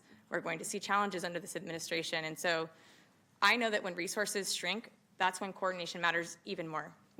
I believe a JPA will allow us to have the efficiency that we need, allow us to align our funding and our policy, and to stop duplicating efforts across jurisdictions. And we know this isn't a new idea. Again, I'm going to sound like a broken record, but 15 years ago, actually more than that, now that we're in 2026, this body, the Sacramento City Council and the Board of Supervisors, not only voted to create or to designate Sacramento Steps Forward as the continuum of care, which we have here now, but at that same meeting, they said we must also create a JPA. The reason why they said that is because they knew that there needed to be an accountability structure in addition to that aligns funding and resources, and that never happened. And I think that we are seeing some of the issues that we see now because of that decision, because we never saw that happen. And so I just want to use an example because oftentimes I hear some folks that are concerned about, well, we really need to make sure that we have the expertise in the room. We have a lot of expertise at continuum of care. I agree with you. And I think a perfect example is something like the Air Quality District, which I'm the vice chair of. That organization oversees really complex and technical work by scientists, by engineers, and our job for those who sit on that board is not to second guess experts. It's not to supplant our judgment. It's oversight, policy, and funding, right? And so the expert staff at that organization come to us and say, okay, here's what all the data tells us. Here's, we've read all of the information, and we come to you and we need a decision on X, Y, and Z. I believe that is exactly the kind of model that we need here. We have the expertise. Some of them are sitting in this room right now. We have Joe Smith. We've got many organizations on our COC board. They must be a part of this. They are the expertise. We have the expertise within our own city departments and our staff. We need to use that expertise and the research and our own data to inform our decisions. And then the last point I just want to make is, I saw the slide related to SB 802. I spoke personally with the majority leader, Ashby, just a couple of days ago on this topic, and I asked her, I said, here's what I'm hearing about this model. What's your perspective? And she said, no, this does not meet the requirements. And so I think that something to keep in mind as we go through this effort is, are we going to spend time pursuing a model that, meanwhile, there's a piece of legislation that's moving forward that might make all of that work for naught? And I'm not sure that that's a good use of our time. And so I know I've heard a majority of this council express public support for a JPA. I'm one of them. And I believe that we should act on that. So my direction for this item is that we instead spend our energy focusing on a JPA, whether that's through legislation or partnership with the county and other cities, rather than these other models.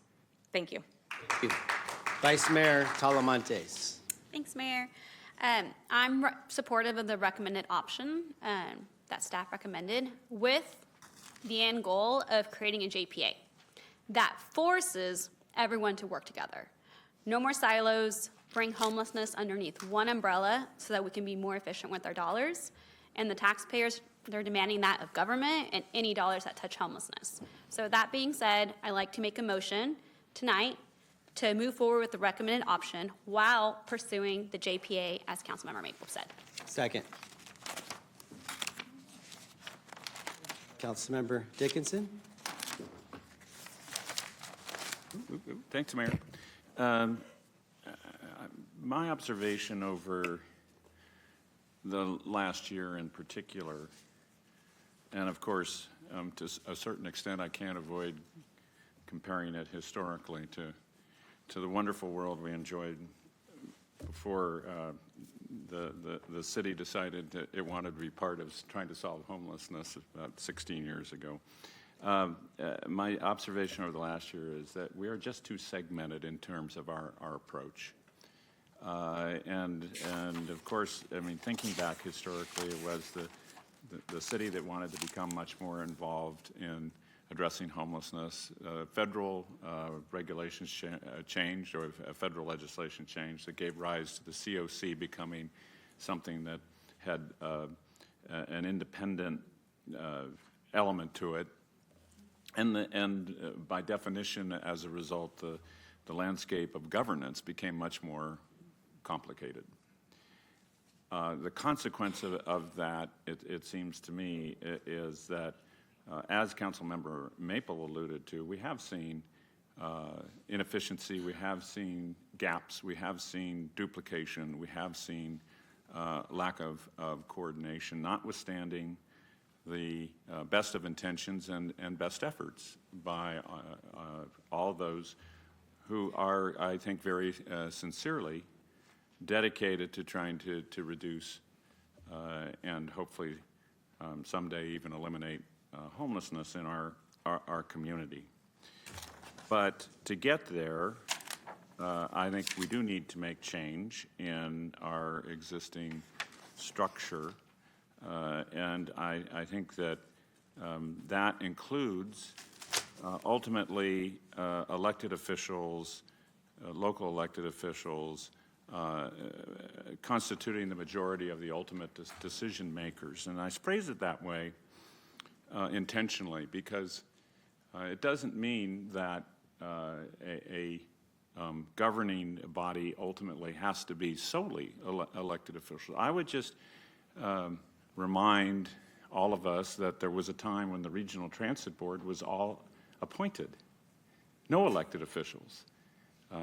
4 by the City Council, 3 by the Board of Supervisors. And during the time that we were building the light rail starter line, there were some council members who wanted to serve on the RT board, and so it became a board that was mixed of some elected officials and some appointed officials. We made both of those types of approaches work, and ultimately, of course, as we all know, the board became solely elected officials. We have lots of different models. We have a variety of JPAs. Councilmember Maple alluded to the Air Quality Management District Board. There are numerous others, as we know, each constructed in a way that hopefully meets the objectives of whatever the purpose is for which the JPA has been created, but all with the recognition that ultimately it's a level of integration and coordination of policy and funding as well as implementation that needs to be the outcome that's achieved in order to have a successful governing structure. So I think in order to do that, as I noted, I think we need to look at a governing board that is principally elected officials, but could have others who are unelected or not elected, members representing disciplines represented on the COC board as members of that as well, because we've got to achieve a better degree, I think, of policy integration related to what we're doing with respect to addressing homelessness. Now, I personally would love to have the smaller cities in the county also be part of that structure. But that admittedly may be a bridge too far, and that really has to remain up to them. If they want to participate, I hope they would realize that addressing this issue is not one that exempts any part of our county or any jurisdiction, that we are stronger and better if we all participate together. But that is not always something we've been able to achieve, no matter what subject we've been talking about in our county. So it may not be possible here. We shouldn't let that be a barrier to moving forward with what we do with the county as far as I'm concerned. The other two things that I think are elemental, although not necessarily directly framed in this discussion, are operational integration. I do not see how we can be successful with our efforts as a community to try to reduce homelessness and help those who are on the street to return ultimately to the mainstream of our community, unless we have operational integration. And for that, from the city's perspective, we have to be very much connected to our partners with the county. They are the ones assigned the task of health and human services, and they are the ones that have the resources related to those subjects. The city of Sacramento, and no city in this county, has those resources. So we are not going to be as effective as we want to be without a full level of integration and coordination, as far as I'm concerned, with the county of Sacramento, and with our community partners as well. I would include them in that equation. We need to be working in concert with those organizations who have demonstrated their commitment and frankly their capability and expertise to helping us address homelessness and help people back into the mainstream. And finally, my broken record comment, which is out of this has to come an increased level of priority and resources for prevention. Maybe we do that, by the way, through working on the MOU with the county. It's not really an element of that MOU. Could be part of it if that's the way we wanted to go to articulate it. But while I certainly support the initiative that the mayor has championed on tiny homes and looking at less expensive ways to house people who've been on the street, the ultimate truth of the matter is, and I think it is indisputable, until we prevent people from ending up on the street, we will not succeed in ultimately reducing homelessness. So those are the elements of this that are of most significance to me, and where that leads me ultimately is to say that the recommended option or a JPA fit at least conceptually the things that I think are critical to making real and significant and sustained progress on our efforts to reduce homelessness. It could be the recommended option, as you've suggested, that leads to a JPA. I'm not necessarily convinced we have to have a JPA, but I think either one can serve the purposes that I've outlined. Thanks. Thank you. Councilmember Vang. Thank you, Mayor. I just wanted to thank Yayan and staff and the members of MOSAC. Thank you so much for the presentation. Just a point of clarification for our interim city attorney. I thought this was a receive and provide direction, not a voting item. Can you just clarify that? If it is a voting item, that's fine too, but I just wanted to make sure to get clarification, because I read it as a receive and provide direction with no votes, but if we're taking a vote, just wanted to get clarity on that. Councilmember, you are correct. I was just chatting with Mindy. Yes, this was for receive and file. Council can provide direction and then come back for adoption of for a vote and adoption of a JP in the future. So it is not a vote? It is not a vote. Thank you for that. Just wanted to clarify. Thank you. Okay, so I see a few of my colleagues in the queue queued up, so I actually would like to hear from them before I decide to support the motion on the table. Kind of want to assess and have a conversation to see where my colleagues are. But first, I just want to say I do support Councilwoman Maple's recommendation to move forward with the JPA model. I think we know at the state and national level that cities will continue to receive less funding for homelessness, which means that more collaboration is needed now more than ever. And so for me, the best option is the JPA so that we're not working in siloed. We definitely need to be more integrated in terms of our dollars, our resources, our services. And as they say, more hands make light work. And it's also what the grand jury recommended. Given that SB 802 is also in the queue at the state level and the Senate side, I just think it's also important that whatever option we move forward with or that we recommend also meets those requirements. And so I actually do have a few questions just for logistical purposes. If Yayan can come up. Have we taken the JPA option to the COC board to actually vote? I'm just curious. No, I don't believe the COC board has ever brought a vote on the JPA option. Okay, so let me play out some scenarios. I just kind of want to know how this goes down. So let's say that it's not a vote, but let's say that mayor and council comes and has a consensus that we want to go with the recommended option to reorganize the COC board in that manner. And let's say that we went with this option. Do we have the votes to reorganize the structure this way? Like who actually, we can say, hey, we want to reorganize it this way, but there's an actual COC board. Correct. Yeah. Correct. They would need to take up that action at the COC board as well. Okay. And they would need to approve moving forward in that direction as well. Okay. And what's the likelihood that if we make that recommendation, the votes? I mean, I don't know, because I know there's city staff on there, there's county staff, there's nonprofits. Right. I see Joe, so I'm just curious, will most likely just pass? We know that when they brought the alternative option or a similar option like the alternative, that did not pass. When COC presented an alternative? Correct. Okay.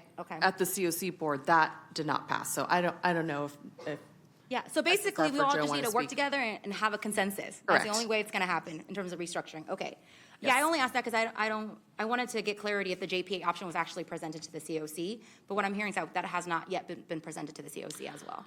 I think it's been, all of the options have been discussed about, but not- contemplated, but they have not had a formal action or vote or discussion about that model specifically.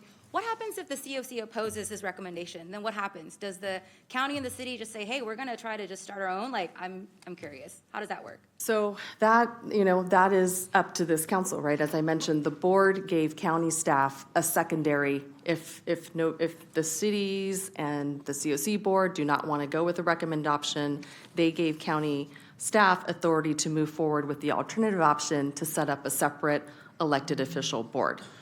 Our city council could do something similar, or we could continue to try to negotiate the terms to get something closer to a recommended option. Really, that's the direction that we're looking for you to provide. Thank you. I appreciate that. I think for me, I also need to ask the COC board members, if the JPA was, in front of them, is this something they would consider? Given that they haven't voted on it. I mean, everyone has discussed it, but no one has voted on it. Okay, thank you for that. The other question I had, and I know I was looking at Mosak's recommendation, because the first was to reconstitute the COC. If it doesn't happen, then the third step was that the Sacramento City and the county should enter new or updated agreements, kind of like the MOU that we have. And while we're not really talking about this, because we're talking about your recommended option, I also just had some question around the third recommendation that Mozak had is, well, actually, just really quickly, I know that we have a 5-year MOU and it ends in 2028. Do we have any plans to actually strengthen or continue this MOU, or are we just letting it expire and then hoping that during that time we will somehow develop the new restructure COC? Right. And I'll let Brian respond to Okay. this in a second, but the city-county partnership agreement is separate from this restructuring. So that is a document that would continue to be enforced no matter what direction we go on the governance structure. And I can let Brian speak to future plans around the partnership agreement. Yeah, that'd be great. I know it's related, it's not the item, but it is related, so just curious to know when it's coming back. And I apologize, I was trying to listen out of both ears, so I didn't catch the whole question. Partnership agreement, I know we have discussed it many times, and we bring it to you every 6 months to talk about that agreement. It has worked well for us. One of the elements of the agreement is it's a 5-year static agreement in a moving environment that we're in with homelessness. In just the last 2 years alone, we've changed so much, and there's been so many changes at all levels that the partnership agreement has worked for us at a baseline, but we could certainly add many more layers onto it. We've had Care Court come up since then. We've had SB 43. We've had Prop 1. As Councilmember Dickinson said, we haven't fully addressed prevention in there. Yeah. So that itself has a lot of space. Yeah. Thanks, Brian. I'm just asking about that because until we figure out our new restructure model, the only thing that we have binding to hold each other accountable is that MOU. And so I just wanted to just uplift that. And I know that it is a 5-year MOU. It's going to end in 2028. And hopefully we can have discussion about what that looks like moving forward and just not let it expire because hopefully we can move quicker on this structure model. But I just want to make sure that I flag that just for mayor and council. So I appreciate that. Those are all my comments. I look forward to actually hearing from my colleagues on their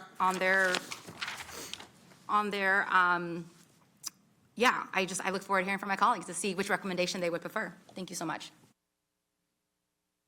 Councilmember Kaplan.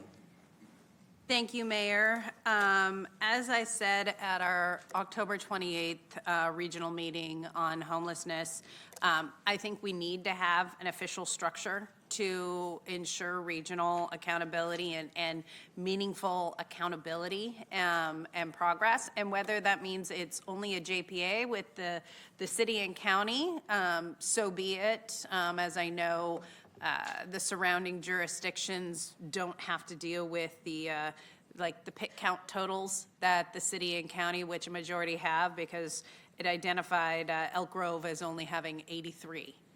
So their investment, and then that goes into, I believe the accountability needs to have elected official representation. But I also think when we're dealing with the unhoused and the need for affordable housing, those with lived experiences, their voice is often not heard, and that structure needs to include that the unhoused have a vote. Somebody has a vote in whatever structure is created, that it is constituted. As I said on October 28th, and I'll say again now, elected officials change. Political will changes. Politicians don't always follow through. AKA, we've had many grand jury reports. 16 years ago, the council created the COC with coming back with the JPA. Supervisor Dickinson, or Councilmember Dickinson, was a supervisor then and agreed to this. And we are now 16 years later, and that hasn't necessarily come to be. So I get the recommendation of reconstituting the COC board, but let's be honest. There hasn't been a history of strong follow-through and accountability when a direction has been given. So I think we need to look at what does the framework of a JPA look like, Because by the way, and maybe this is something our acting city attorney can look into, if council gave direction 16 years ago to do a JPA, if no decision has been to change it, then the council direction is actually to move forward on a JPA. Like, that hasn't changed. I don't think another vote has come forward, so that council direction still stands according to the Brown Act and everything else. So staff should actually be moving towards a JPA because that was on the books 16 years ago. So I think we should move forward to that framework of a JPA, but also I think we need a little help and a little oomph, and I am supportive of that accountability coming through with state legislation, with Senator Ashby, because if council gave direction 16 years ago and it didn't come to fruition, what's going to change if we give direction that it's actually going to come to fruition, unless we know we have state law that comes into play that really says you must do this and force that coordination? Because then it takes away, because state law sets this. It takes away the political whimsiness of electeds who come and go and have different feelings about how they see things, because our unhoused and affordability is not a whim and it doesn't come and go. We've only seen the cost of housing go up. We've seen our unhoused have needs that are not met. And the number one item when you talk to our unhoused, it's the affordability. And I really do agree with Councilmember Dickinson. I think we've been missing the boat when we are not funding prevention. The number one item we hear, it costs in totality, if we're bringing it down to the limited resources we have, and the state is taking more money and the feds have took more money, we have to look what works. Keeping people in housing actually costs less than when they go on the street. And we just haven't been investing, and we know prices are going up, and we know things cost more, and our seniors are on a fixed income. So we have to really look at what's working and what's the most effective. And JPAs and requiring that accountability of elected officials, especially if it's put into state law, is more than likely to keep us accountable to ourselves, to the taxpayer dollars we use, and then listening and guaranteeing that voices are heard. I hear about the recommendation for the reconstituted COC. Sounds good. But let's highlight, everybody is working in silos. We don't have a homelessness master plan that says who's on first, who's on second, who's on third, and how are we all going to coordinate with our limited resources to maximize increasing affordable housing and getting unhoused off the streets, because there is no one right answer. So I have concerns with the recommended option because I don't know what the rules are. I don't know what the responsibility. I don't know where accountability is. I don't know how to enforce it. And by the way, if I'm not one of those elected officials on the COC, then my community doesn't have a voice. And we all talk about equity here, but let's look at a different form that actually has words and things in place that we can point back to, that I can point my community to, so that we can hold ourselves accountable. Honestly, the devil's in the details. There's not enough details, and what's been done in the past, I don't trust because nothing has followed through on. So I would be supportive of the direction to staff begin the framework of a JPA while working with Senator Ashby on what that form looks like in state legislation. Because we do have to reconstitute the COC. Elected officials do need to be involved, but why waste time on that COC? Why not look at what a comprehensive JPA looks like to actually follow through on council direction that was given 16 years ago that still hasn't happened. So those are my 2 cents. Councilmember Jennings. Thank you, Mayor. Much of what I have to say you've already heard, but it does bear repeating. 15 years ago, we created a JPA, and I believe that the JPA option today is the best option moving forward. It eliminates the too many moving parts. It eliminates the lack of coordinated effort. It eliminates the duplication of efforts.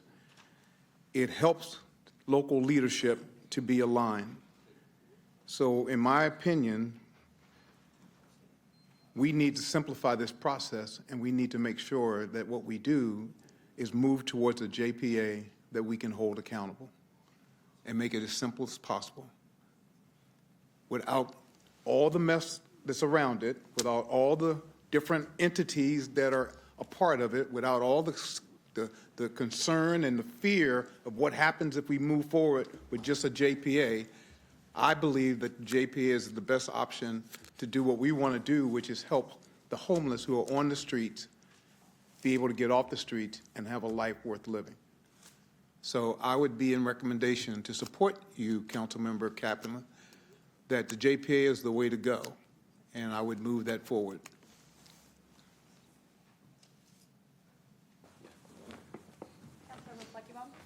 I support the recommended governance model. Recommendation. Oh, staff, okay. You're so quick. I just always want to, staff recommendation, okay.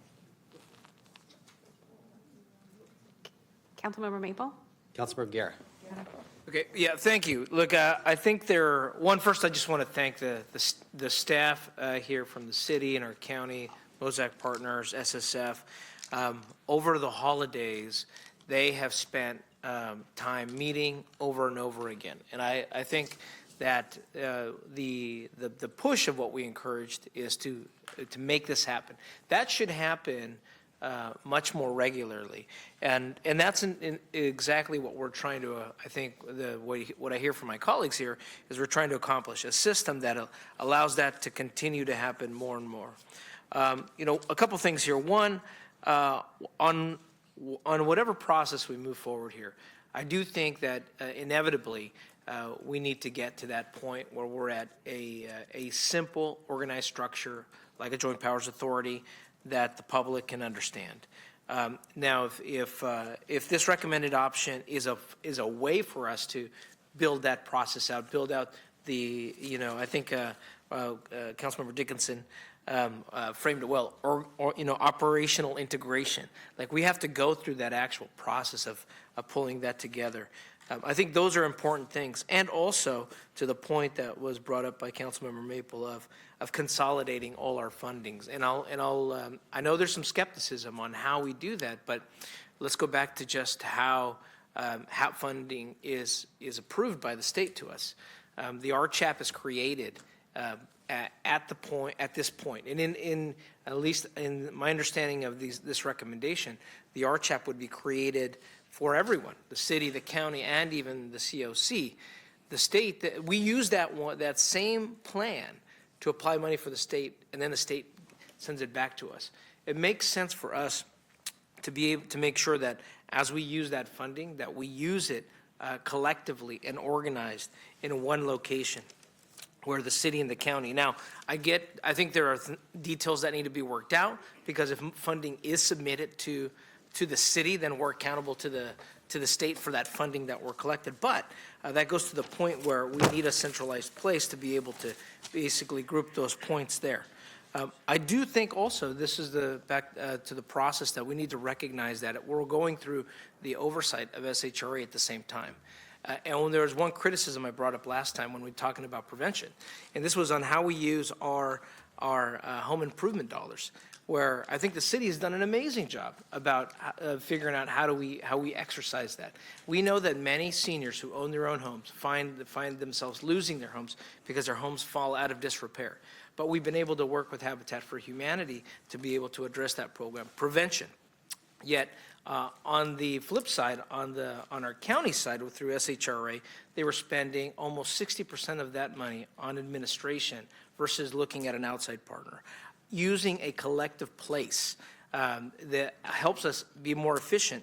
And I think, if I do want to recognize that, by pulling those resources and having a second look at it, if I look at what I looked at here, when we recently took back some of the shelter locations from SHRA, and made sure that we had a second point of view and a look at it from our own city staff, we saved up to $1.5 million per year. That allows us to do more in that effort. Now, I think that that combination of our city and county staff helps us move forward in that effort. So I think for us, here's the iterative process that the staff, I want to make sure that the staff send that message as they are going to the other cities. I think the other cities are meeting in the next few weeks, that there's this strong interest that we all be in that same table together. And as our Vice Mayor mentioned, that if this process leads us to the JPA, then that's how we're going to build out the accountability. That's how we're going to build out the operational integration and how we can actually look at pooling and mixing our funding, because it's not easy to mix funding. Some of them are very federally restricted. And I do think inevitably this will result in a JPA, but we have to go through that process right now. I think my biggest call, right, is with our staff and our partners is that sense of urgency to be able to go through that process of building it out. When we did the partnership agreement, thank you, Brian Pedro, for talking about it. We went through that back and forth to figure out how can we hold each other accountable, clear benchmarks, not lofty goals, but clear, accountable benchmarks, and then a process that we can come back to. I think we've exceeded that, and one request, Mayor, is that we schedule a time to go back and update the partnership agreement sooner than later. But that, I think, is an important piece moving forward, is figuring out how we develop those clear benchmarks. So with that, thank you, Mr. Mayor. Okay, thank you. I just want to share some overall, maybe 40,000-foot perspective here, and maybe go back on the motion, and potentially we can work to clean that up and focus on providing direction, but a collaborative directive. But the big picture, I just don't want to lose focus on this, is we're talking tonight about how we could better coordinate our COC money from the federal and state level and serve more homeless individuals and get off the streets. Because I guarantee, if we go across the street, Cesar Chavez Plaza, and find the 15 homeless people over there and ask them, do they want more analysis, another report, more staff? They're going to say no. They're going to say, I learned about that in 11th grade. It was called the military industrial complex. And too often, we have the homeless industrial complex. And we spend all this money on all these pieces and lose focus on the people that are sleeping out here on the streets. So I think that we need to keep our eyes on the prize and zero in on how we can, through us who are elected bodies, through a JPA or whatever, to be accountable to the voters and using taxpayer money and serve more people that are on the streets. And that is what people call us about every day. So I think we need to keep a focus on that. So the idea here tonight is to reconstitute the COC entity via our partnership with Sacramento Steps Forward to have more elected representative on there, to have directions how we spend that money. Because there's tens of millions of dollars that we get every year from the federal government and the state through HAP that we don't know if the biggest bang for our buck. Yeah, I'd like to, as Roger said, focus on strategic prevention, but the majority of our constituents are saying, people on the streets right now, who it's cold tonight. It's going to be hot in July. Get people off of the streets on a more effective, efficient way today. And that's what we're doing here, and that's what I'm in full support of, is having a new path for that part of money. The second part of the equation, which Councilmember Maple and I have been on this quest for 3 years. Councilmember Maple was a sponsor of my bill in 2023, which called for a JPA for us to get together and work on this issue.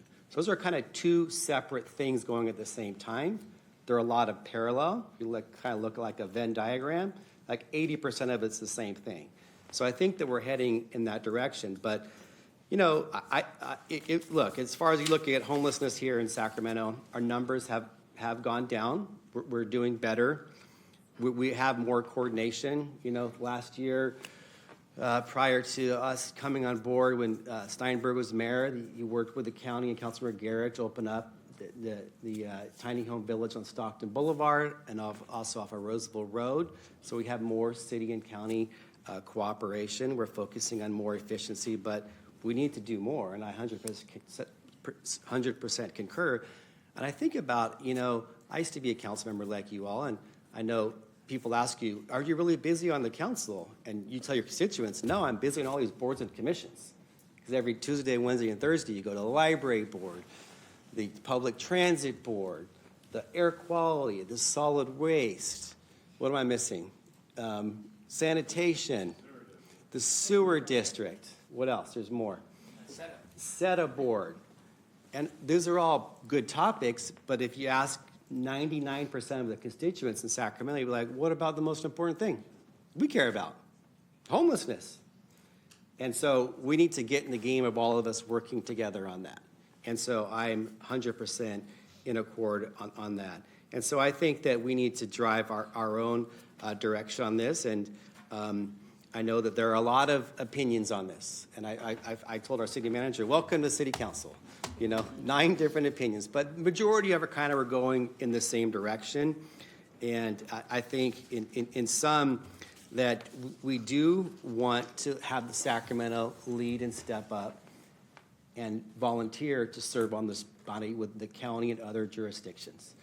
I'm not sure if you can force people to do it. It's kind of like a shotgun marriage type approach. Usually when you have cooperation, you have better outcomes. I think that's the most viable direction here and the most viable path. That being said, I think that the option that we laid out here, that what is the option? Excuse me, where's my paper here?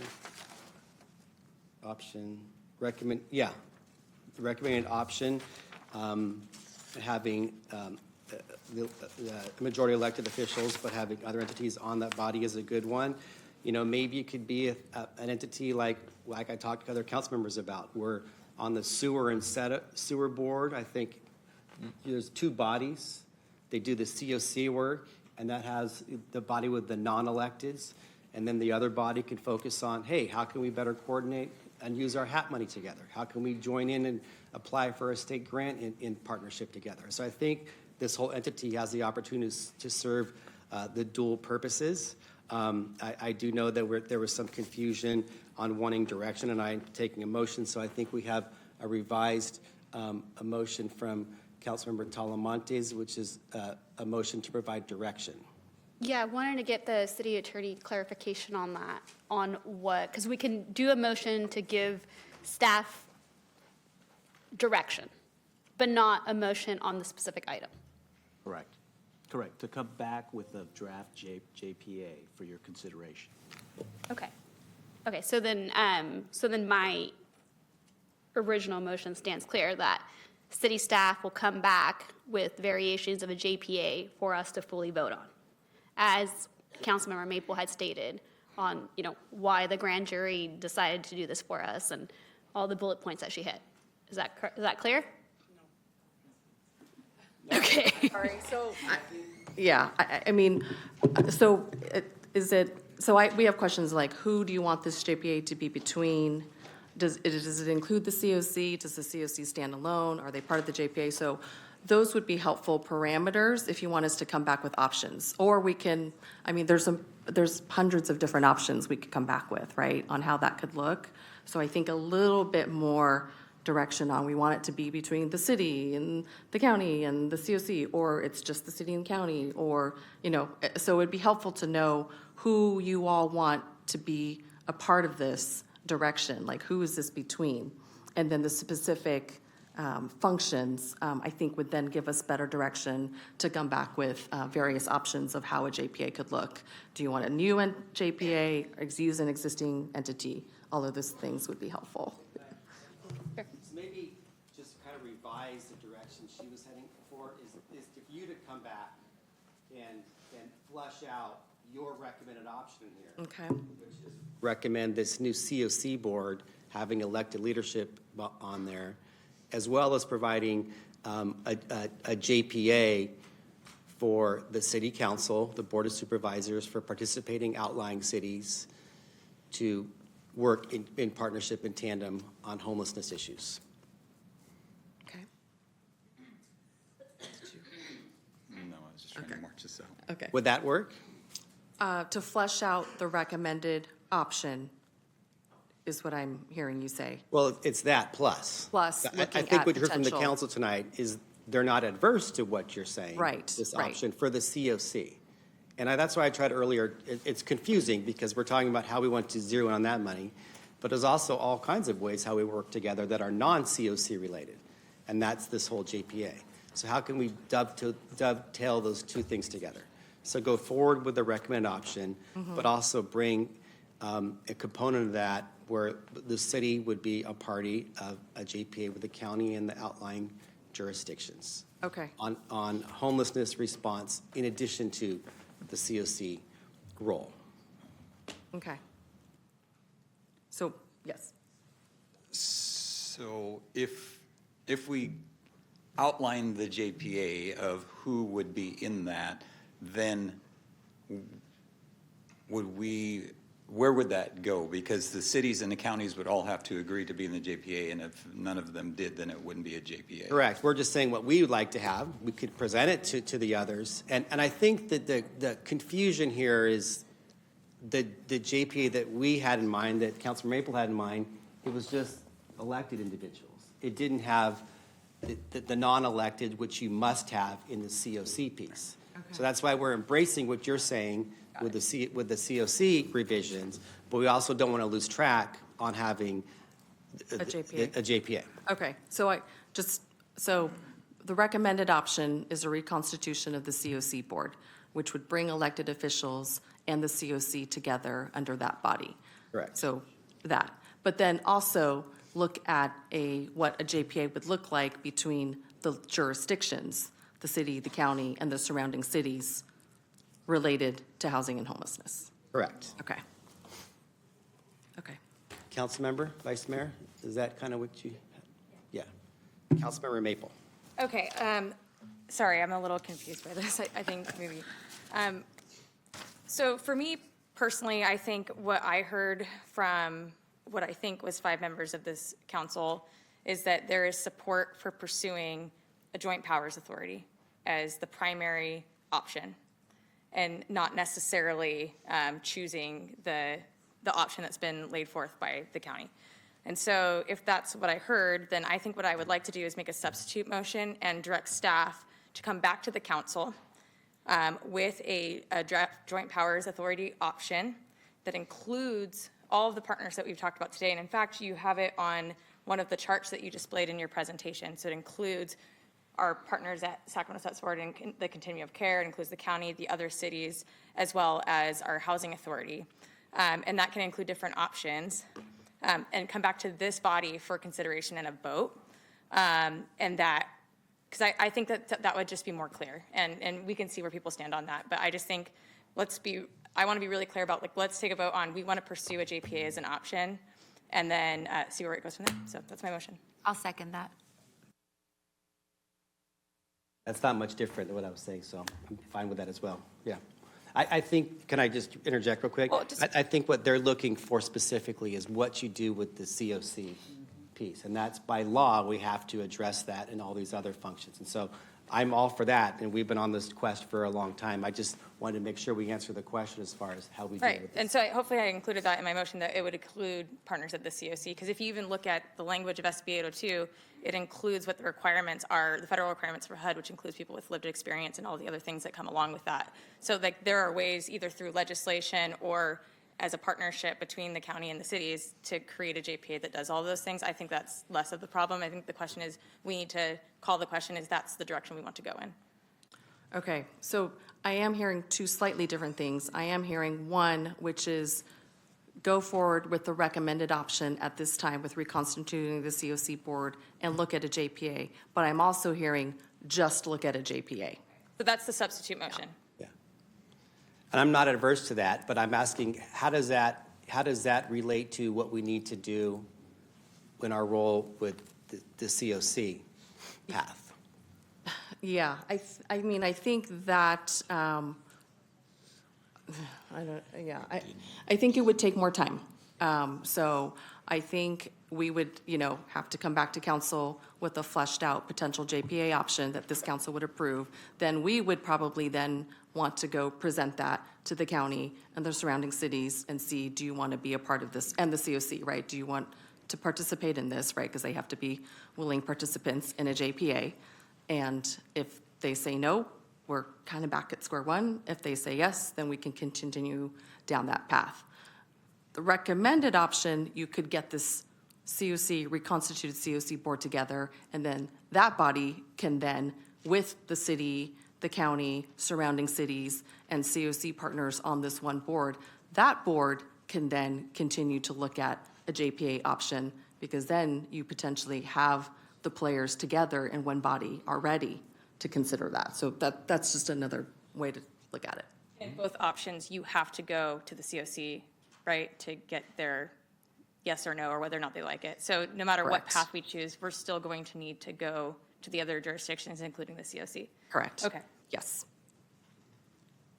And again, this is our preferred option from the city, and then we would entertain other jurisdictions on that, and it's not 100% our call, correct? Correct, right. Because, I mean, one of the reasons why we haven't formed the JPA, which has been contemplated, is our partners have not wanted to go that route, right? So, yeah. Clear as mud.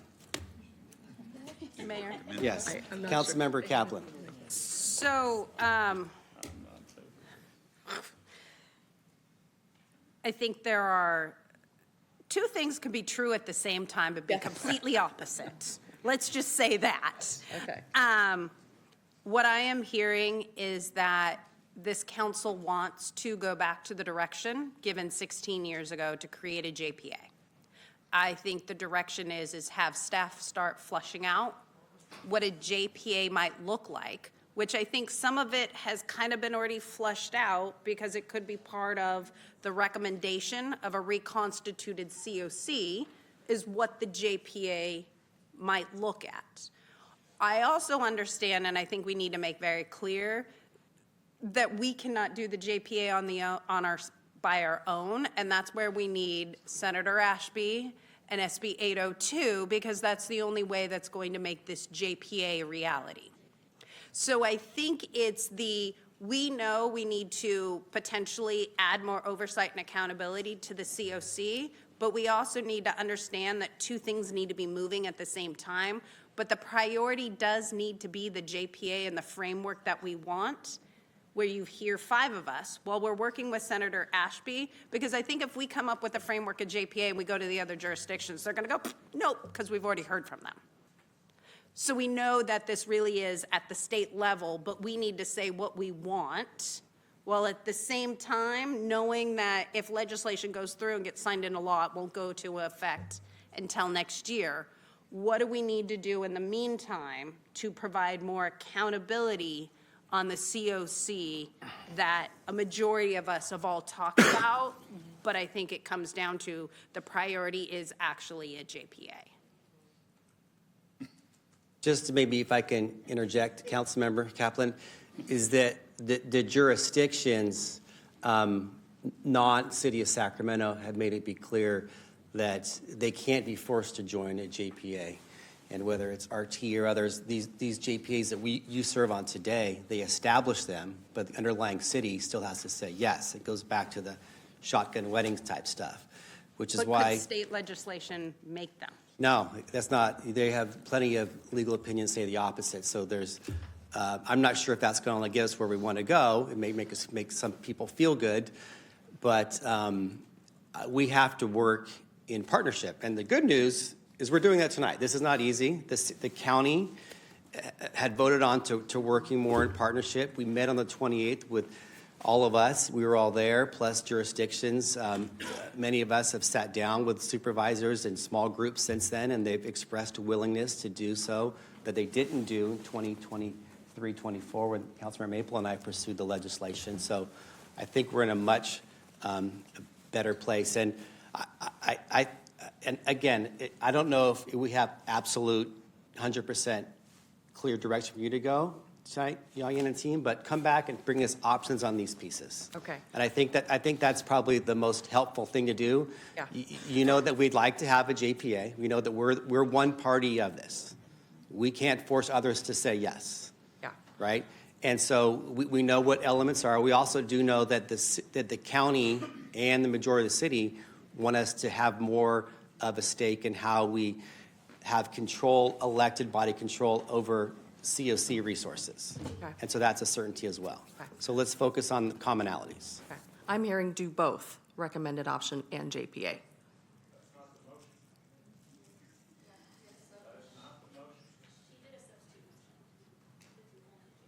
Yeah. You want Just for the record, Council member, let's go back. Yeah. Council member Maple, can you go back and have some more clarity on direction as far as where you would, what your motion is again? I feel like my motion is pretty clear, but so I would like the staff to return to the council for consideration and a vote, a draft JPA path forward that includes the city, the county, the other cities, and SHRA and the COC. Options for that. So to look into that and to bring it back for consideration and a vote. What would that look like? What would the process look like?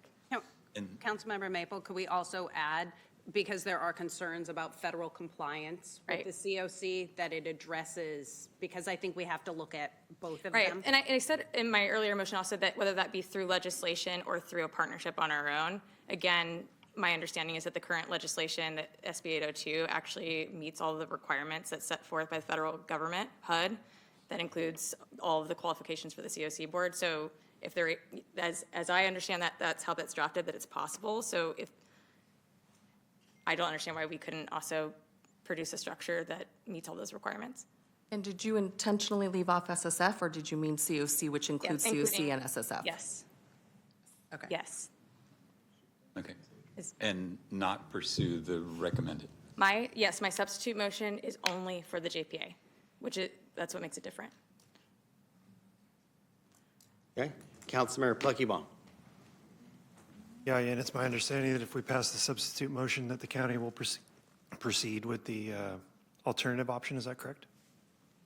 I'm not sure what the county's next steps would be. I think we'd have to have more conversations with them. But, you know, for the alternative option, you also need council buy-in, right? So the council could say, well, we want to do this other thing first. We want to hold off on that. So, yeah, I don't know. Sure. Good evening, Emily Halkin, Director of the Department of Homeless Services and Housing with Sacramento County. It's a great question, Councilmember Pluckybaum. The direction that we were given at the board in December was to revisit it with all of the cities. We do have the other cities scheduled. So theoretically, the board could move forward with the balance of the cities. I think that's very unlikely because obviously the partnership with the city of Sacramento is the best. So if they saw that the city of Sacramento and potentially some of the other cities were not interested, then yes, we were given direction to pursue what's called alternative option. But I will say that when the board pushed it, that they were envisioning that the holdout might be the COC. And so it does sort of change the conversation about forming a Sacramento Homeless and Housing Board absent the city of Sacramento. So certainly lots to talk about with city staff as they develop the JPA option. Thank you, Emily. Okay.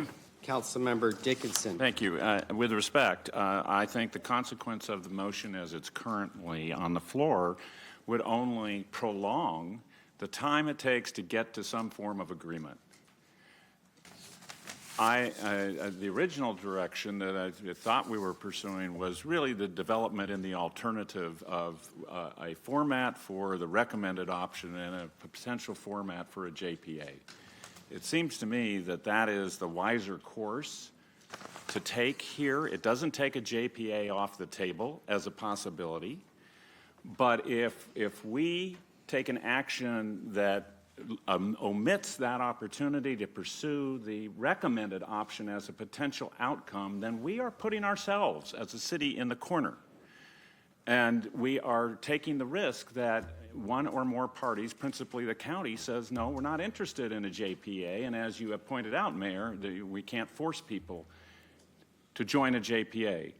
I would say as a footnote to this that in my experience, the prospect that state legislation being successful where the local entities don't agree is unlikely.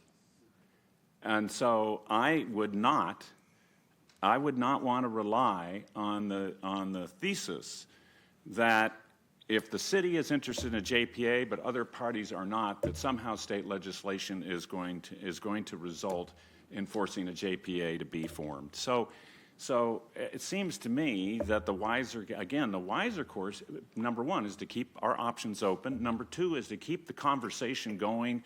And number three, to develop alternatives that we then can advance depending on how we feel those alternatives meet the objectives that we have identified in the course of our comments about what will do the most, the soonest, to help us reduce homelessness and achieve the greatest effect for the resources we have. So given that, I would oppose the motion, the substitute motion.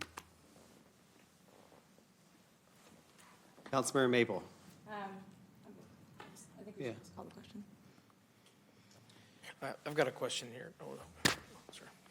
Councilmember Guerra, then Vice Mayor Talamontes. So, thank you, Mayor. Look, I want to walk through this process here, and maybe Emily, if you could come up too, because what I understand this process here is that you're going to, not only the county made their determination on how they want to proceed, they're asking each individual city how to proceed. So this is, again, I wanted to remind, this is an iterative process for us to move forward. And to basically fill out what those gaps are in what a board would look like, what the responsibilities would be at. So, what I do worry about what Councilmember Dickinson just mentioned. Does this prolong it? But I also don't see, and I'm going to play the devil's advocate here, don't see that the city taking a position and saying, hey, this is what our preferred option is, and it's a negotiation. When we went through the city-county partnership, we had different positions that we got to a joint position. So maybe this is a question for Emily or for our city team. Where does this put us in the conversation of getting to a point? Because I don't think this is a binary decision even for any other city. It wasn't for the county. So maybe can you discuss that? If this council was to go and say, hey, we're preferring you to look at a JPA, but nobody else does that help, or does that at least inform the conversations as you meet with other cities and the county? Yeah, I mean, I can say from the county's perspective, the Board of Supervisors has been pretty consistent over time that they're not interested in a JPA. Could that decision change? Certainly. They have not been asked that formally. The only formal recommendation has been the one that Yayin shared with you. So we could ask them to agendize that and ask the city to come and present this option. They could take a vote. They have not indicated any interest in that. On the other cities, I do think that there is opening. We do have scheduled to go to them. Most of them at this point are preparing to take a presentation very similar to what Yayin shared with you, with the similar recommendations. I certainly think we could, or you could approach them and say, we'd also like to ask you to weigh in formally on a JPA option. It's not currently in their plan, as I understand what they're taking to their city councils. So as we move through this process, maybe those other cities have a different idea or a different approach that they want to this. If the city makes a decision here to say, hey, look, we have this concept of a JPA, could our mayor and the chair of the board and the mayors of the other cities begin even a informal process where they start working with staff on how to get to a joint solution? Is that a possibility? Sure. And if that was the direction, then how do you see your approach in approaching the other cities and the county? This is maybe a question for the city staff. So first of all, I would mention that Councilmember Dickinson, in his assessment of this, if the recommended option, if we went with that option, it still goes through the other cities. And then it still has to have the COC vote on that recommended option. So there's some pitfalls even in that. But if it went through, that doesn't lock us into that for eternity. That locks us into keep moving with what we're doing right now and keep pushing forward with the JPA. Both can be true at the same time. Both can happen simultaneously. But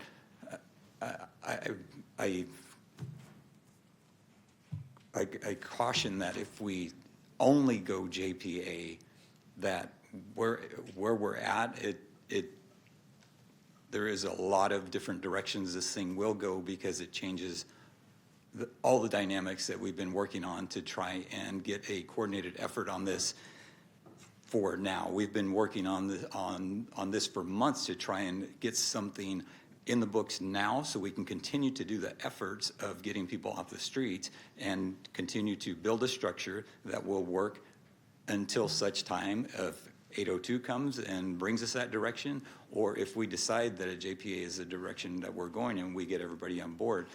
But as it stands now, if we don't go recommended, and doesn't have anything to do with the county, but if we don't go recommended and the other cities don't go recommended, then we're where we're at right now, and we'd have to figure out some other course to try and bridge that gap.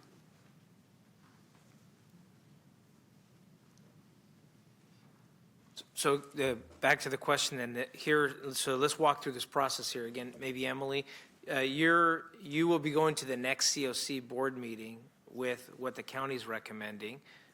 Is that correct?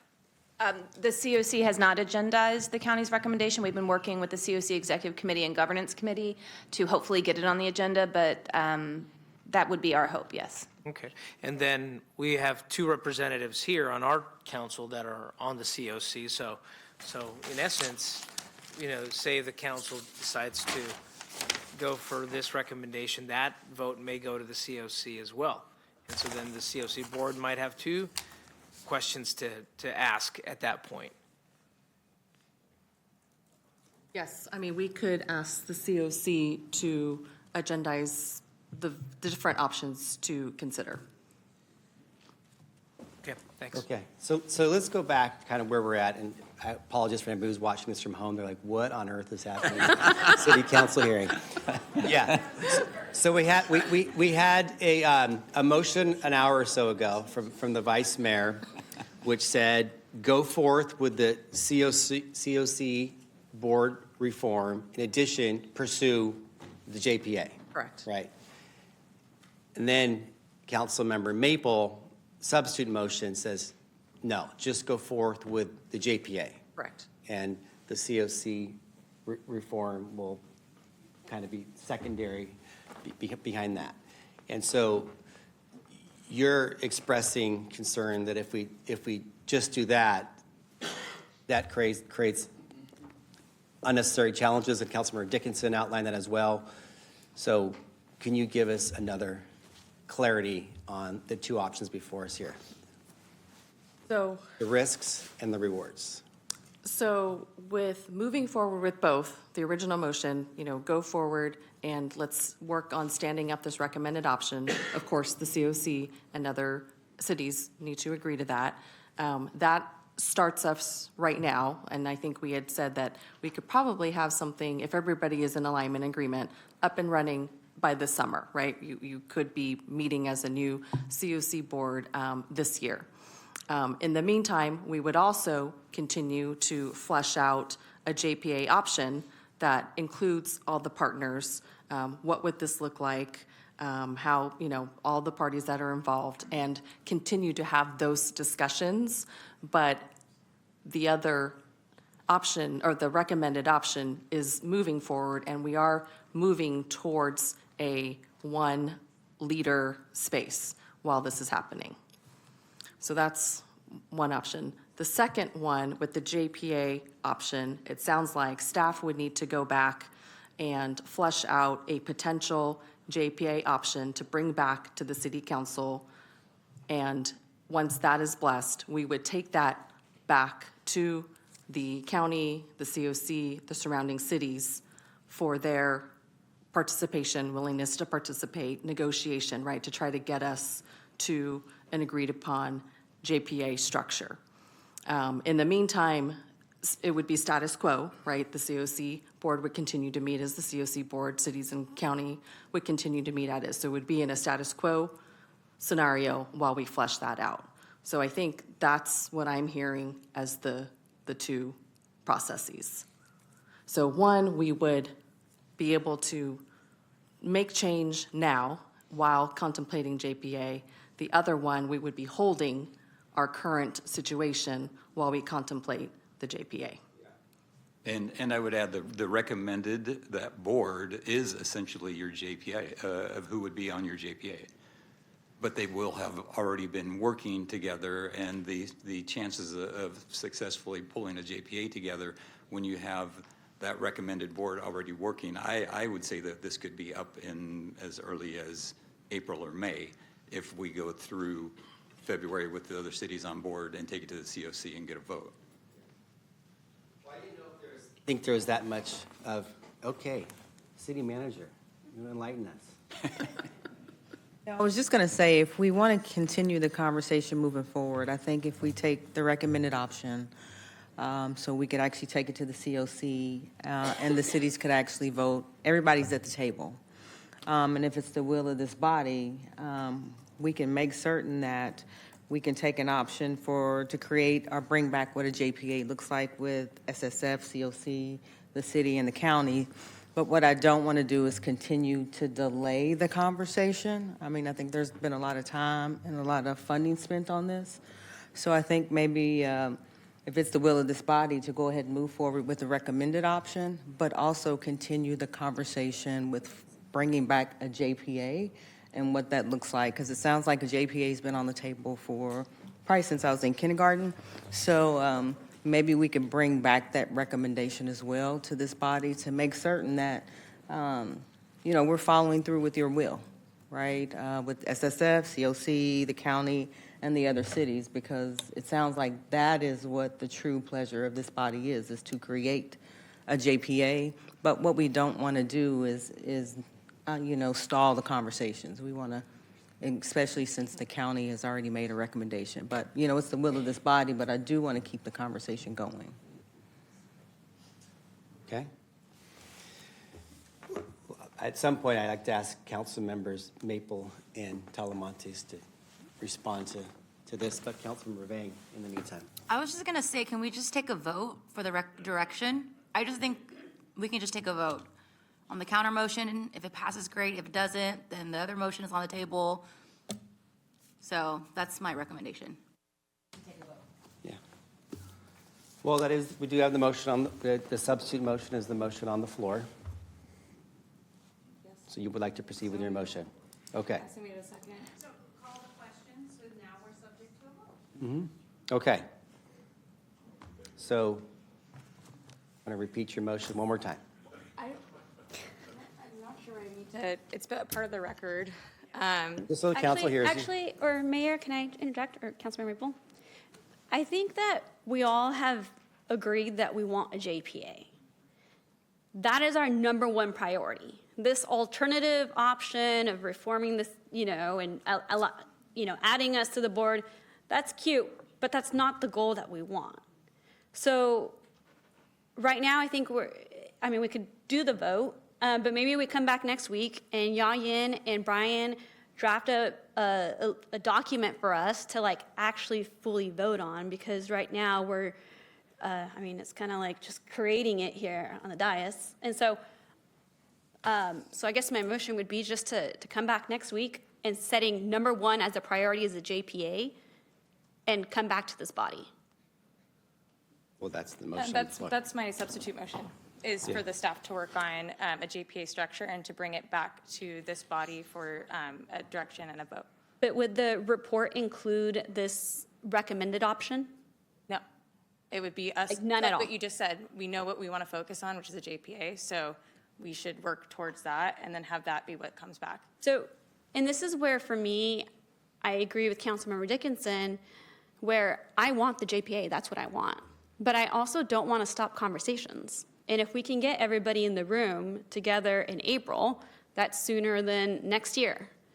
And the more conversations that we have, the better. So I guess for me, I will vote on the motion, but I also want staff to recognize when you come back, I want to know how fast we can move on things, because I want to continue the conversations. I don't want to just shut down dialogue.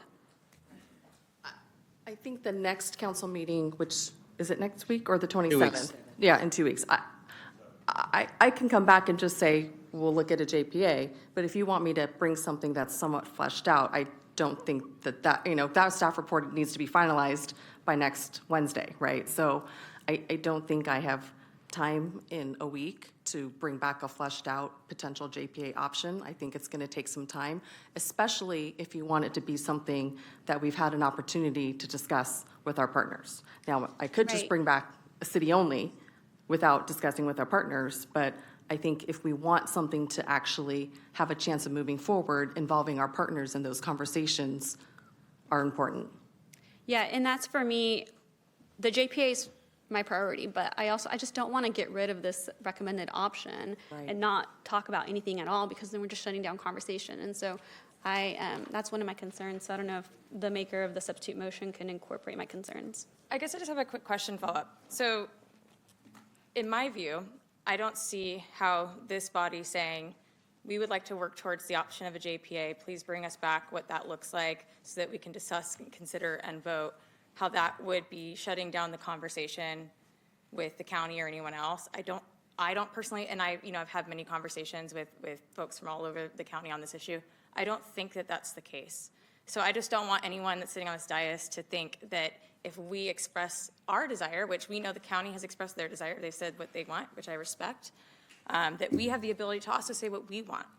And then that can be the starting point of the conversation as well. I don't think there's any point in time where we just lock ourselves away and say we're not going to talk. But I do think it is important that we share what our desire is, what we want to work towards. And so that is the goal of my substitute motion, is to be really clear about what we want to work towards and have that be where the conversations go. Yeah, not to, I think, confuse this, but I think the issue we're hearing from a few of the council members is by doing that, we don't acknowledge the direction we're focused just on the COC reform.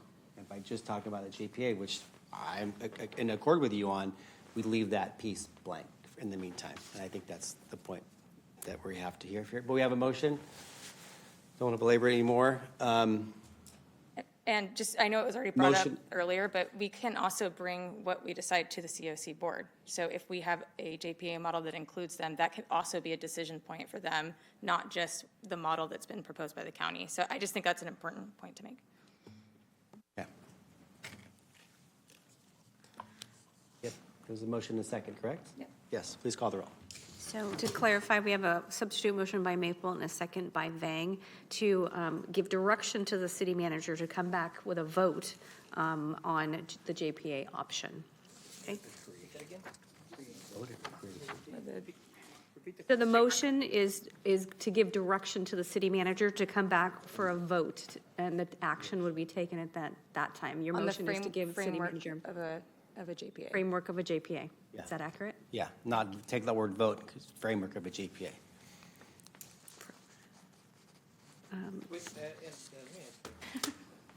So does that, okay, if that's the direction on the framework of the JP, then what we're saying is that we're precluding even the consideration of this alternative. Is that correct? Our focus will be on the JPA. Councilmember Kaplan? Councilmember Dickinson? No. Vice Mayor Talamantes? Councilmember Pleckibon? Councilmember Maple? Aye. Mayor Pro Tem Guerra? Aye. Councilmember Jennings? Yes. Councilmember Vang? Yes. Mayor McCarty? Aye. That motion passes. Okay. Your noes being Dickinson and Pleckibon. Next item, please. We move to item 27, which is declaration of a critical need to hire an extra help program specialist position and authorize to hire a retired annuitant to that position. I do have a read to the record. In the staff report, there were 2 resolutions that need to be adopted. The recommendation omitted the S, so there will be 2 recommendations you are adopting. Good evening, Mayor and members of the City Council. Matt Ironman, Director of Public Works. I'm accompanied by Cicely Garnett, Support Services Manager. Tonight, we are seeking City Council approval to certify a critical need and waive the 180-day waiting period in order to appoint Lucinda Wilcox, recently retired Public Works Assistant Director, as a retired annuitant in the Program Specialist classification. The appointment would be a limited temporary basis and is expected to last 6 to 12 months. The I Street Bridge replacement is a once-in-a-generation $300+ million project and the largest transportation investment in city history.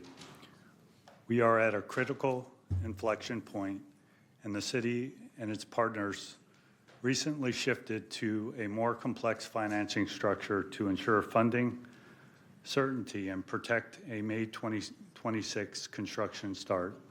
This shift requires immediate access to highly specialized expertise to avoid delays and mitigated risk.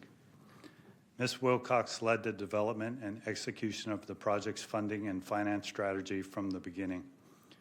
Her skill set and institutional knowledge include established working relationships with the City of West Sacramento, Caltrans, SACOG, and the STA.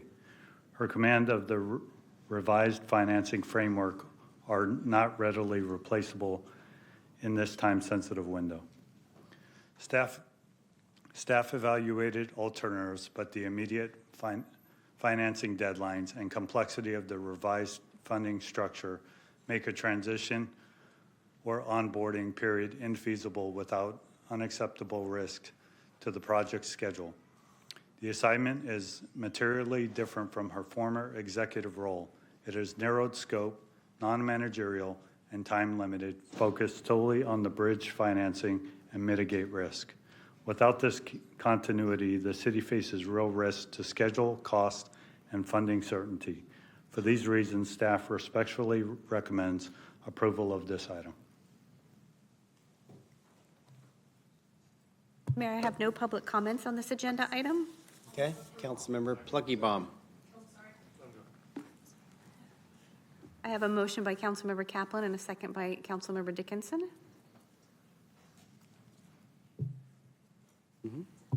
Okay. All those in No favor? public comment. No public comment. All in favor, please say aye. Aye. Any noes or abstentions? Hearing none. Item passes 9-0.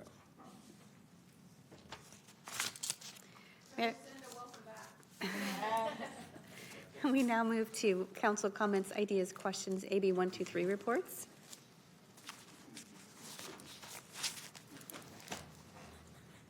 Councilmember Dickinson. We got things happening?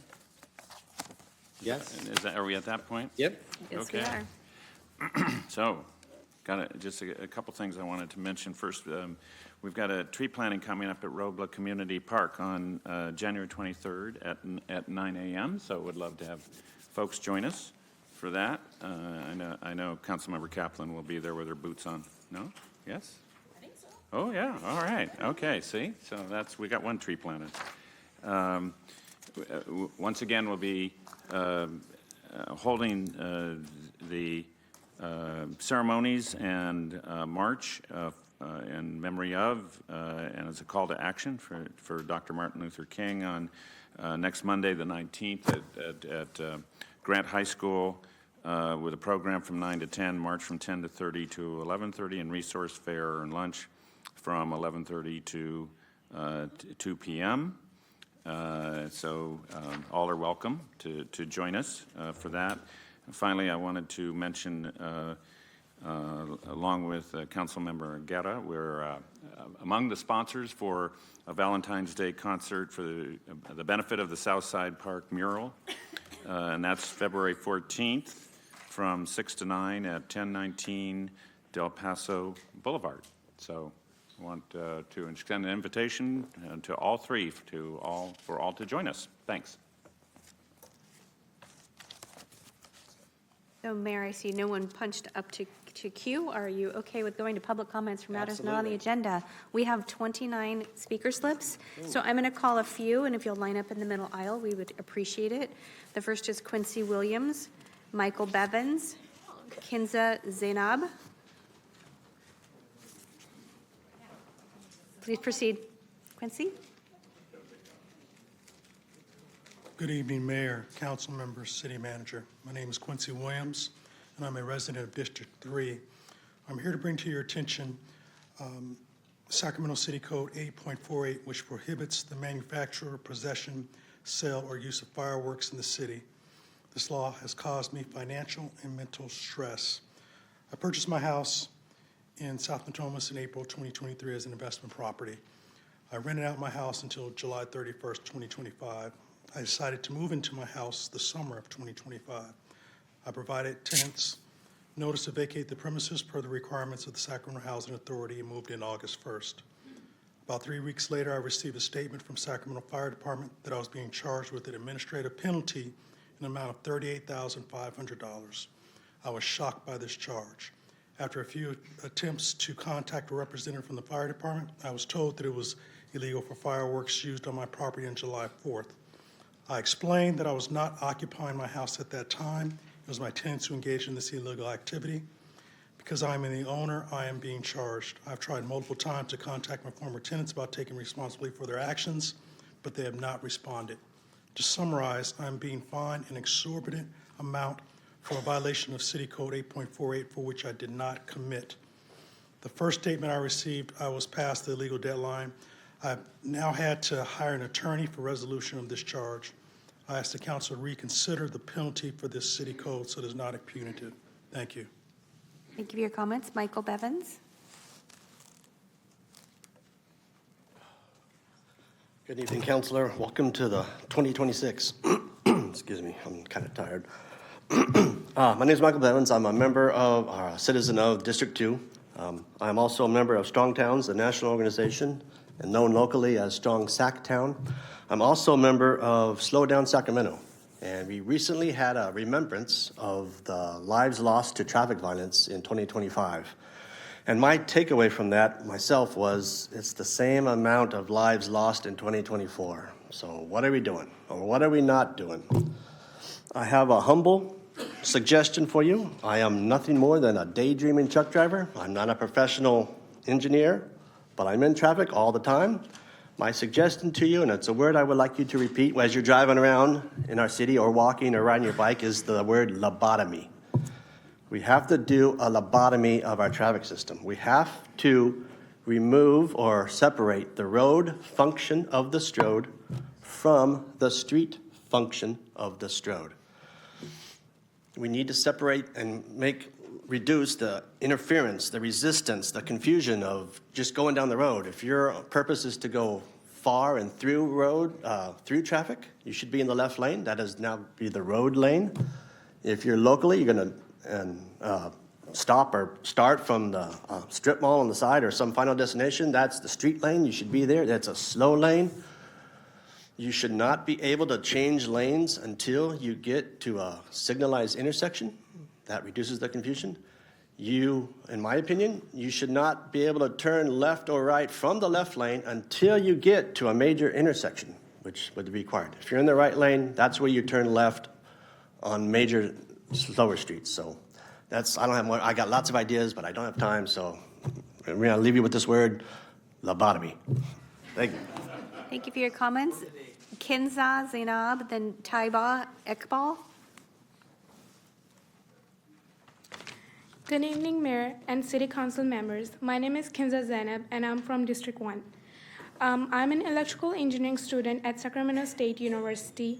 We're currently developing this project through the Smith Emerging Leaders Program. My teammate and I are developing a student-led sustainability project called Skywell, which focuses on small-scale atmospheric water harvesting, a system that pulls water from the air using minimal electricity. The project is designed to support communities during extreme heat and water shortage conditions as Sacramento continues to experience hotter summers, particularly in dense areas like downtown.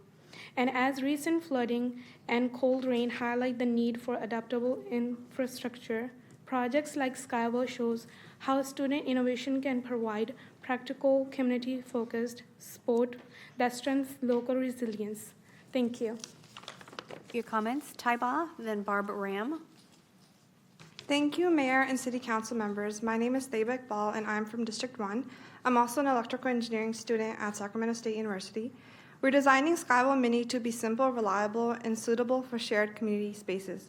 For example, a system like this could support downtown cooling centers or public gathering areas during extreme heat days where residents, unhoused individuals, and commuters are most vulnerable. We are also working to align this project with organizations like SMUD, whose focus on clean energy and community programs closely connects with what we are building. We believe Skywell demonstrates how student-driven ideas can grow into real community-focused solutions for Sacramento. We're hoping to receive the support of the mayor and city council as we continue developing this project and work with organizations like SMUD. Thank you. Thank you for your comments. Barbara Ram, then Karen Kay. Hi, Barbara Ram, District 4. Sat through this whole meeting, and now my representative is not listening to me. Well, look at that. And not the only one who isn't listening, including the city manager. So I'm also a representative of Decarcerate Sacramento, which is why I'm dressed like this, because I'm going to be in front of the jail and welcoming people released from the jail. But what we want to say is, and ask, whatever JPA or whatever you decide on, you can't decide on anything. I don't know how a JPA is going to work. Please, no police and sheriffs. We definitely don't need representation of them at all. So this is my ask. Stop criminalizing homelessness with enforcement actions like sweeps. Specifically, we want the city council to direct the new city manager, who's not here, to work with the police department to reduce their reliance on enforcement actions and develop policies that are more effective, humane, and just for dealing with the unhoused people. Because once you get sucked into the police and the sheriff, and they arrest you, and you go to jail, and it becomes a vortex, and it's almost impossible to get out of. And this isn't people who are big criminals. I was asking this one guy, because we talk to everyone who leaves the jail, and he's like, well, I got arrested. I was homeless under the bridge. So why are we arresting homeless people under the bridge? Maybe they don't have a place to live, I'm guessing, but it's not helping them. So please, we don't need more police and sheriff. That's one way to save money. Give your comments. Karen Kay, Matt King, then Brian Powers. Good evening. I'm here this evening speaking on behalf of myself and not the Sacramento Police Commission. I would have welcomed the city manager, but she stepped out. The majority of people in Sacramento would agree public safety must come first above all other priorities. If Sacramento is not safe, nothing else we do matters. The city needs to focus on core services, and public safety is the most basic service a city provides. Until we get public safety under control, we should not be worrying about funding anything else. As you all know, Sacramento does not have a revenue problem, we have a spending problem. So here's a little history lesson. In 2012, we had over 800 police officers, 300 patrol officers, and a population of 470,000. We now have 170 fewer officers, nearly 90 fewer patrol officers, despite serving 70,000 more residents. As a result, our police department is understaffed and overworked. If we truly want to fill vacancies, we must partner with the police chief on a serious and robust recruitment effort. That means the mayor, city manager, and this council must speak with one clear voice and send a strong message to young men and women that Sacramento is the place to work, a city that values those pursuing careers in law enforcement and stands firmly behind them. We must also restore critical specialized units like narcotics, gangs, and vice. Doing these things will make Sacramento competitive again.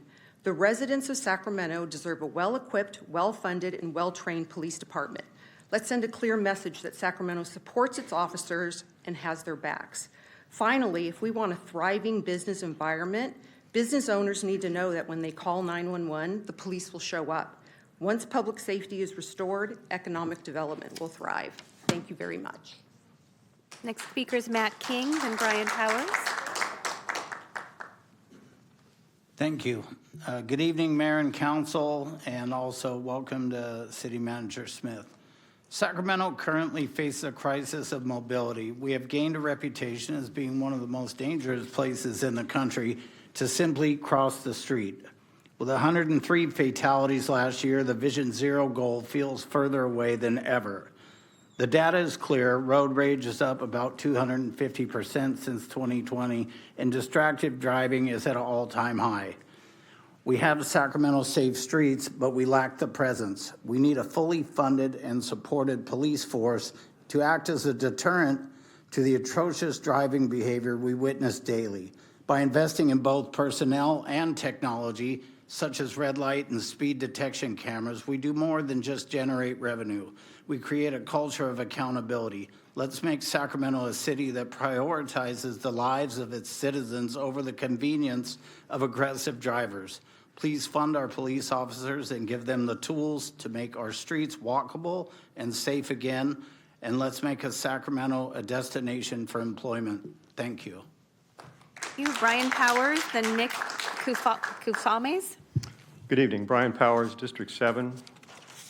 This statistic has already been stated. I'll state it again. In the last 16 years, we have 60 to 70,000 more people in this city. That means the population has grown by 12.5%. At the same time, we have 174 fewer officers, sworn officers, working in the police department. The police department can't fill 100 vacant positions that are budgeted. Why not? In recent years, the Sacramento Police Department has often been subjected to false and inflammatory accusations made by small but very vocal groups who are anti-police, and these accusations are often magnified by the media. The past mayor and city council failed to point out that such accusations are false and failed to provide effective support for the department. In such an environment, qualified men and women don't want to be police officers in Sacramento. I know that in some specific situations you cannot comment, but as much as possible, you should publicly support the department. On a television news program this morning, I heard that the mayor said regarding the problem of serious traffic collisions in Sacramento, that one part of the solution is writing tickets.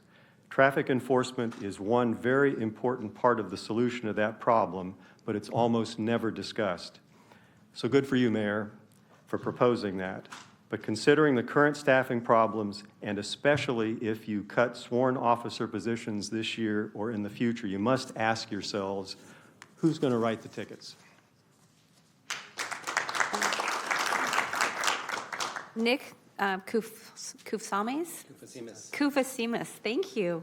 I should turn this over to you guys. Following Nick is John Minyoki, then Leo Flores. Mayor, Council, I was going to say congratulations to City Manager Smith on her new position. I've been a McKinley Park resident area resident for 60 years of my life. Also, I'm also the Vice President of the East Sacramento Community Association Board. First, I want to start off with thank you, Councilmember Pluckenbaum, for attending our meetings and keeping us up to date. And thank you, Mayor, for having one of your staff come to our meeting and keep us up to date with what's going on in the neighborhood. What I'm here to talk about is public safety, and with the budget deficit of what's going on right now, I hope you guys keep safety as a priority. I walk to work downtown every day. I see a lot of traffic violations that happen. I see a lot of cars running running stop signs, cars running red lights, speeding, stuff like that. And in one of our meetings, I was asking the captain of the neighborhood, and I believe only about 16 officers in the city of Sacramento write violations. So I think it's a priority to have safety and just make sure we have safe streets. And I know with the observation, we have a big homeless population that's happened over the years, and it draws a lot of the police force, and we have, we're understaffed about 100 officers. So please, again, when you guys make those determinations on the budget, keep safety as a priority. Thank you. Thank you. John Minyoki, then Leo Flores. Good evening, Mayor and members of the City Council. Happy New Year, and welcome to City Manager Smith. Regarding Sacramento's upcoming budget, our community needs a police department that is fully staffed and empowered to address our city's most pressing public safety issues. Morale and recruitment within the police department is suffering, thereby undermining the safety, culture, and vitality of our precious community. The good news is that fixing morale and culture is relatively low costs. We're not, raises and additional benefits are one thing, but a very inexpensive thing is just boosting the culture and morale of our officers by publicly recognizing that our police officers like you do, have very tough jobs that are under a high level of scrutiny. And publicly lending their support when officers do their jobs. I think this would go a long way. We want Sacramento, the city of Sacramento, to be the premier destination for talented individuals looking to pursue law enforcement careers. In addition, I urge the city and SPOA to uphold high standards for our officers, modernize and streamline the department through expanding the use of technology like drones, hiring contract workers for non-core job responsibilities, and importantly, accepting help when it's offered from outside agencies like the sheriff, CHP, and yes, even the National Guard. Okay, other Democrats have done it. It's possible. City leaders must make a clear commitment. There will be no cuts to public safety budgets. It will not be used as a bargaining chip. There are many other ways to close the city's budget gap. Effective public safety services are the foundation for economic development, growth, and an environment that is clean and safe for our families, visitors, and residents. Without a fully staffed and empowered department, we cannot protect our city's human capital and our financial capital. And if we don't protect capital, we cannot attract capital. And attracting capital and investment into your districts, I believe, is arguably the most important part of your jobs. Without investment, the poor areas that don't have deep capital pools can't fund housing, jobs, public sector pensions, schools, and other tax revenues. So this is a critical item. Thank you. Leo Flores, then Jenny Davidson, then Kevin Fatt. Good evening, and thank you for the opportunity to speak. Public safety must be in the city's highest priority. Above all other spending decisions, we need more police officers. Right now, the consequences of our staffing crisis are being felt directly by residents and businesses. At 800J Lofts is where I work. We have already spent $208,000 this last year on private security, and I recently just upgraded all of our cameras, spending $37,000. This isn't sustainable. These dollars should have been invested into my community and not diverted to basic safety measures that should be provided by the city.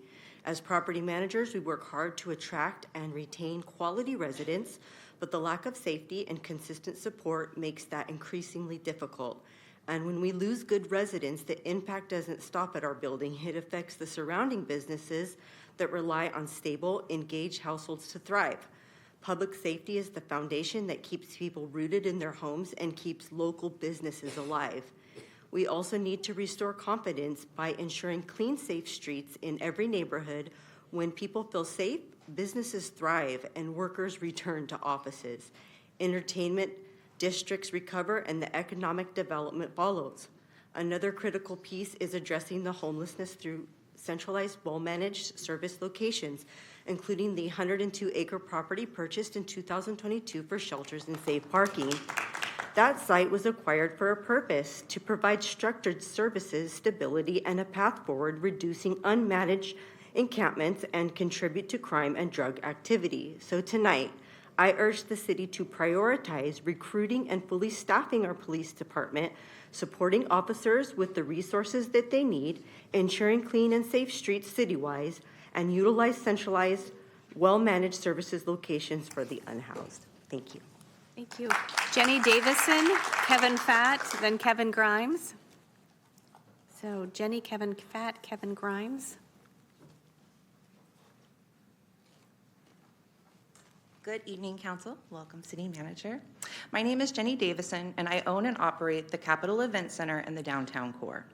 Operating a dense, mixed-use environment where residents, businesses, nightlifes, and public plazas overlap requires coordination, visibility, and consistency, not just reaction. Today, our conference business was featured in Real Weddings magazine as a wedding venue connected to the Cathedral Plaza. While we appreciate the exposure, without coordination with DSP maintenance, HQ security, that becomes a little misleading. Clients expect clean, safe, and well-managed environments. As a venue operator, I am left absorbing the risk when systems do not align. This is especially true in the Cathedral Plaza, where unhoused feedings regularly take place. Those services are very important, but without the coordinated security, maintenance, and monitoring, that impact of drug activity, disorder, and spillover directly affect our venue, sidewalks, and public perception in front of the Capitol. We partner with Downtown Sacramento Partnership, hire supplemental patrol through HQ, and operate FUSIS integrated CCTV cameras that are monitored by SPD. And we access regularly for situational awareness and smarter deployment. This has not replaced the police. It strengthens them, providing real-time visibility, but we need additional funding for those services. My ask tonight is simple. Please invest in the security modernization of downtown. Earmark dedicated funding for those cameras, patrol, staffing in this public use downtown promoted aligned area. Downtown businesses are doing our part, but we need systems that meet the expectations that are marketed to the public. Thank you. Thank you for your comments. Kevin Fatt.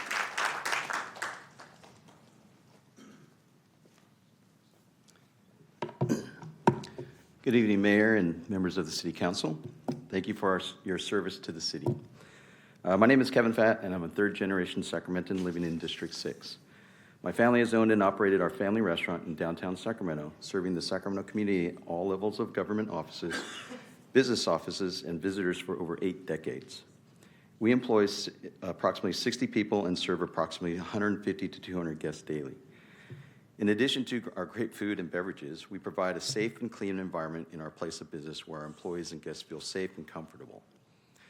My employees and guests deserve a downtown environment that is safe and comfortable when they come and go to our restaurant and the many other businesses in the downtown area during both the daytime and nighttime. To this day, the continued perception of my employees and guests is that downtown is still not clean and safe. My employees continue to be concerned when they leave work, and this is not good for our business nor any other business in downtown. Public safety is a necessary foundation of a thriving and prospering city. City leaders must face the fact that our downtown is not as clean and safe as it should be for the capital of a state with the 6th largest economy in the world. Has there been some improvements? Yes, but it must be and can be better. I implore you to commit to publicly support and invest in the men and women who protect and serve its citizens, an investment in new technology that can aid in providing a clean and safe environment and protect Sacramentans and visitors alike. Cuts in the budget do need to happen. However, these particular services are critical and are significant foundations of economic development in providing a thriving and prosperous city for today and the next generation of Sacramentans. Thank you. Thank you for your comments. Kevin Grimes, then Alma G. Kevin Grimes, Alma G, Alvia Vasquez. Mayor McCarty and council members, thank you for taking the time to listen to all of us tonight. My name is Kevin Grimes. I run a business on Broadway, and I am the president of the Tower District PBID. The Tower District PBID has as its charter to make life better on Broadway, to make it a better place to visit, a better place to do business, a better place to live. I would think you all have that same charter for the city of Sacramento, right? So one of the things that we take very seriously on Broadway is the safety and security of the environment, so we can draw people to that, to our corridor. Without safety and security, all of the other things that we want to do on Broadway there's no foundation for that. We can't. And believe me, there was nothing that we would like more. There was nothing more that our constituents and our business owners and our residents would like more than to do things like placemaking, than to do things like events and to have social activities and cultural activities. But unfortunately, we're not able to do a lot of that because a disproportionate of our amount of our budget is being diverted into security, our foundation, because we can't do events if people don't feel safe coming down to Broadway. We can't have a thriving economy in a walkable district if people don't feel safe walking up and down the streets. I would encourage you to take the same approach to the city of Sacramento. I would encourage you to consider one of the foundational things that we do as to make Sacramento a more livable and a more attractive place to do business. It would be to focus on the security of Sacramento and to fund the police and to fund the institutions that make this a more livable and safe place to live and to work and to visit. Thank you for your comments. Thank you. Alma, Elvia, then Maria. So what's his business? The guy, Broadway. So, I'm sorry.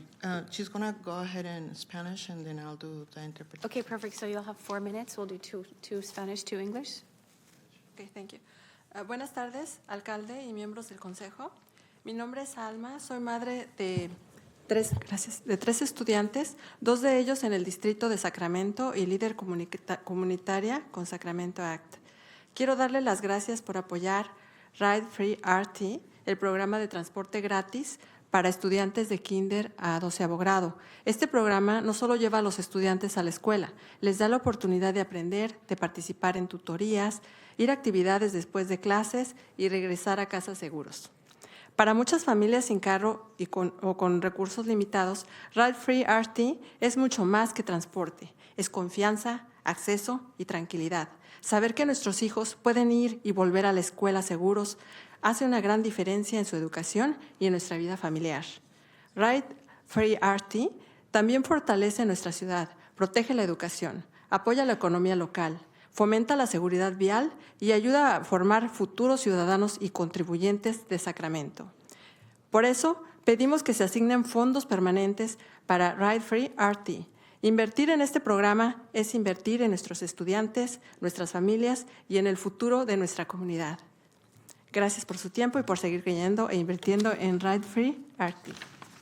Good evening, my mayor and members of the city council. My name is Alma, and mother of 3 students to whom are in Sacramento School District. I'm also a community leader with Sacramento Act.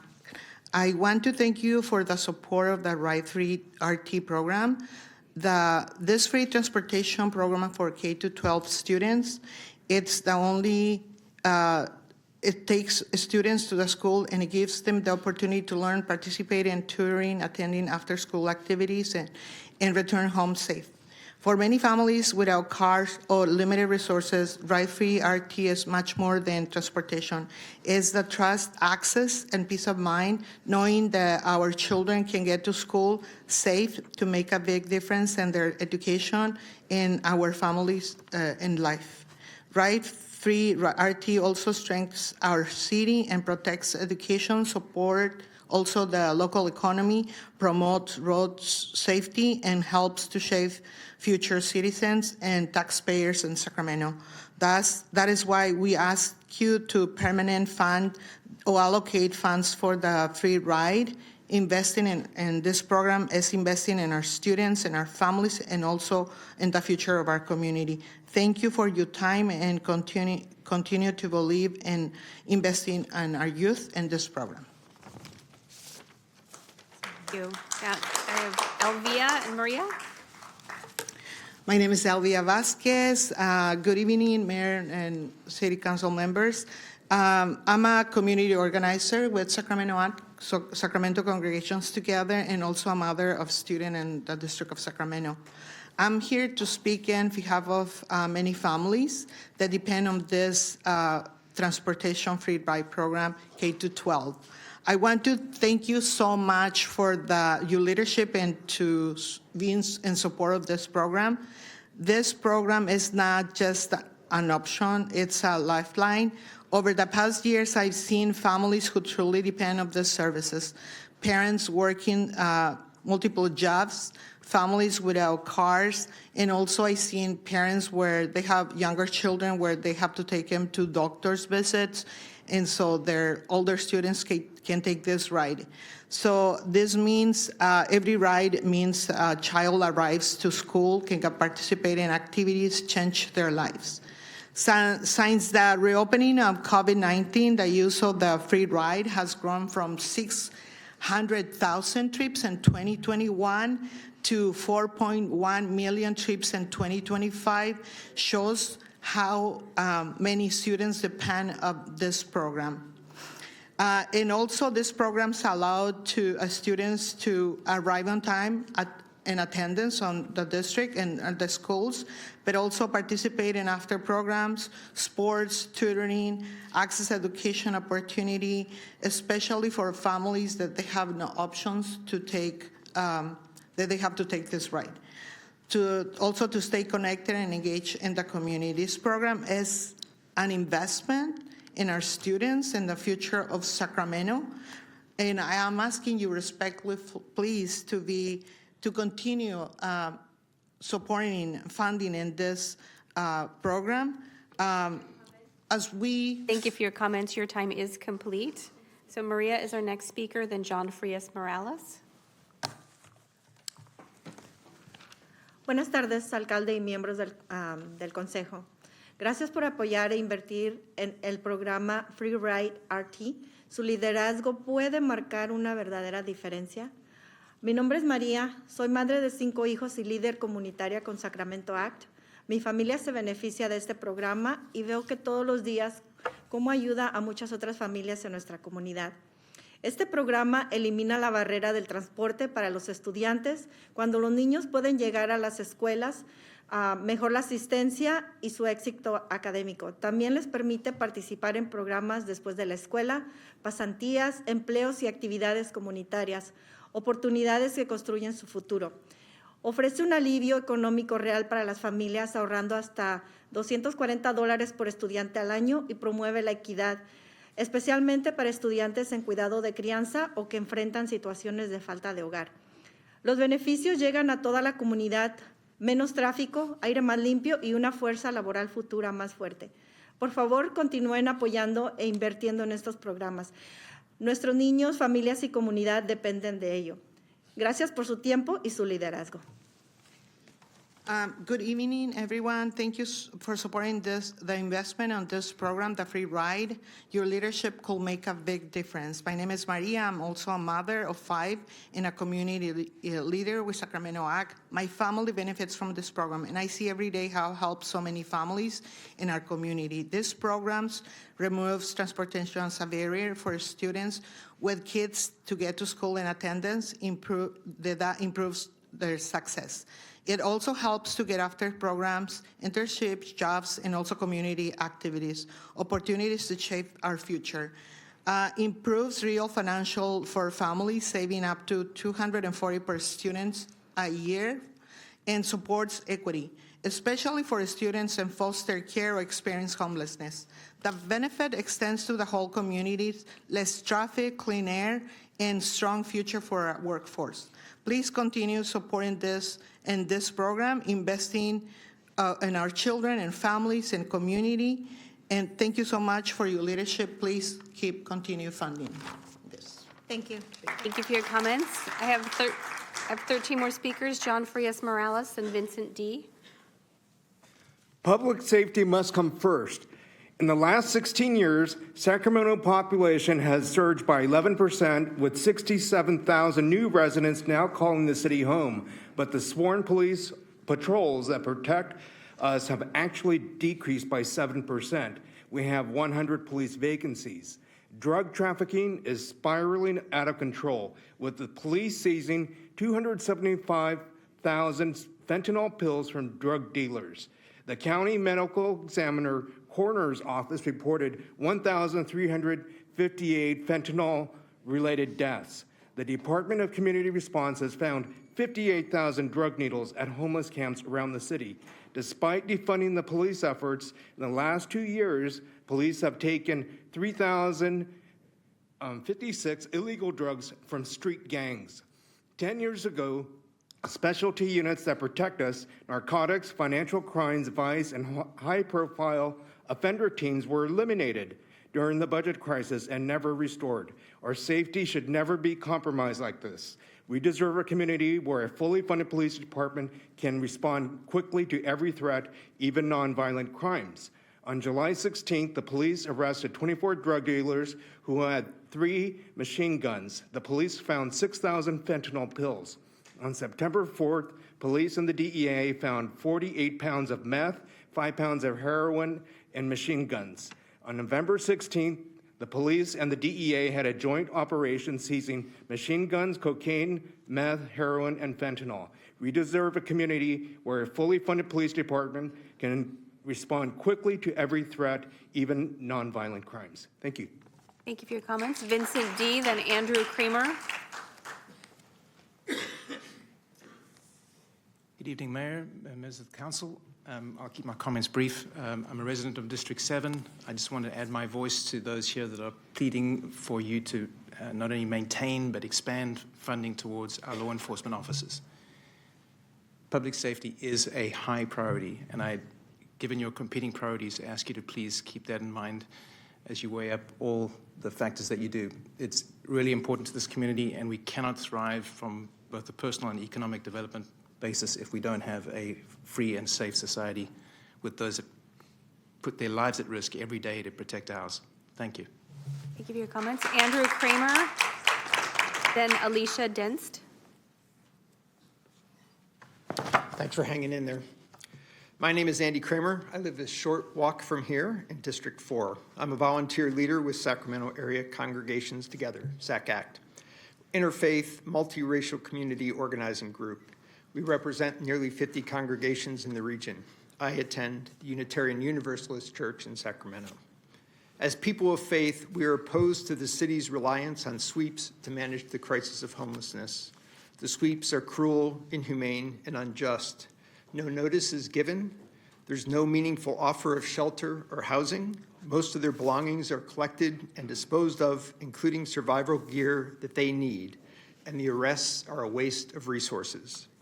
We welcome Ms. Smith as our new city manager. Sacramento is a great place to live, but sadly, that's not true for everyone. However, we know that as city manager, you have the power and ability to change our city for the better. We are asking that you work with the police and other relevant departments to reduce the reliance on enforcement actions and develop policies that are more effective, humane, and just. Tonight, you'll hear from other SACACT volunteer leaders and community members. We will read just some of the names of the more than 200 people that died in 2025 while unhoused. We'll give you testimony from those directly impacted by the sweeps, and lastly, comments from community members opposed to their use. Thank you. Give you your comments. Alicia, then Adria.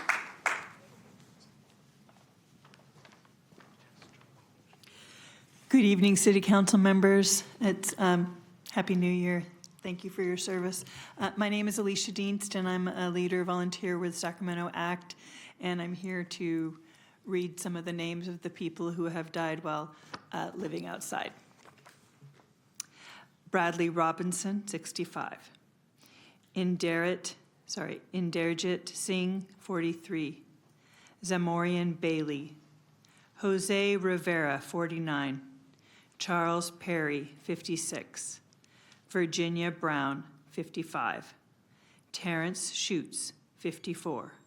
Michelle Adcox, 65. Michael McLean, 52. Wendy Connell, 54. Darlene Haley, 62. Richard Ray, 36. Angela Anderson, 37. Damon Nelson, 61. David Dabbs, 54. Darcy Rose, 69. Joseph McCon, 39. Hugo Valdez Martinez, 42. Stephen Bradley, 55. Michaelin Dribbling, 35. Shariza Shaw, 45. Kenneth Modica, 57.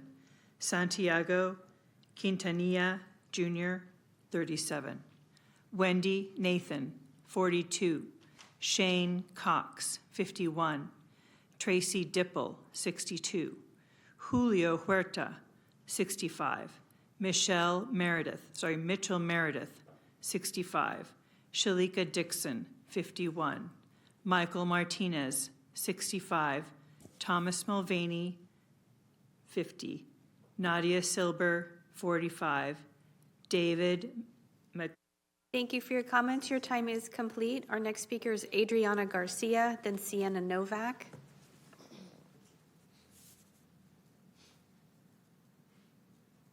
Good evening, Mayor and council members. My name is Adriana Garcia. I volunteer with SACACT, Mercy Peddlers, and the member of Trackside Church that serves the unhoused. I am here to be their voice and share what they constantly heard from the unhoused residents directly impacted by the sweep enforcement actions in Sacramento. Across all testimonies is clear, we're not solving homelessness, we are recycling it. People are repeatedly displaced, losing stability, dignity, and hope. Each sweep forces people to start over again while the core issues remain unaddressed. This cycle causes more harm and trauma and does not lead to housing or stability. Individuals share that are not given proper notice, nor they're given opportunity to store their belongings, essential survival items, identifications, medications, blankets, tents, tools, paperwork, and personal documents are routinely lost or destroyed. These are not inconveniences. When people lose what they need to survive, lives are put at risk, and often lives are lost. Many testimony also challenge the harmful narrative that most unhoused people are drug addicts and criminals that should be jailed. If reconciliation were the solution, we will see homelessness decreasing, not increasing. Instead, we see more people pushed further away from stability, employment, healthcare, and housing. Criminalizing is not solving it. Testimony show that one size does not fit all, do not work. People have different needs, disabilities, medical conditions, employment goals, pets, transportation barriers, trauma histories. Solution must be individualized and rooted in dignity. We also heard impacted voices and those doing the work on the ground. They're missing from the table. Outreach workers, faith communities, and neighbors who need to. Thank you for your comments. Your time is complete. Our next speaker is Sienna Novak, then Karen Olson.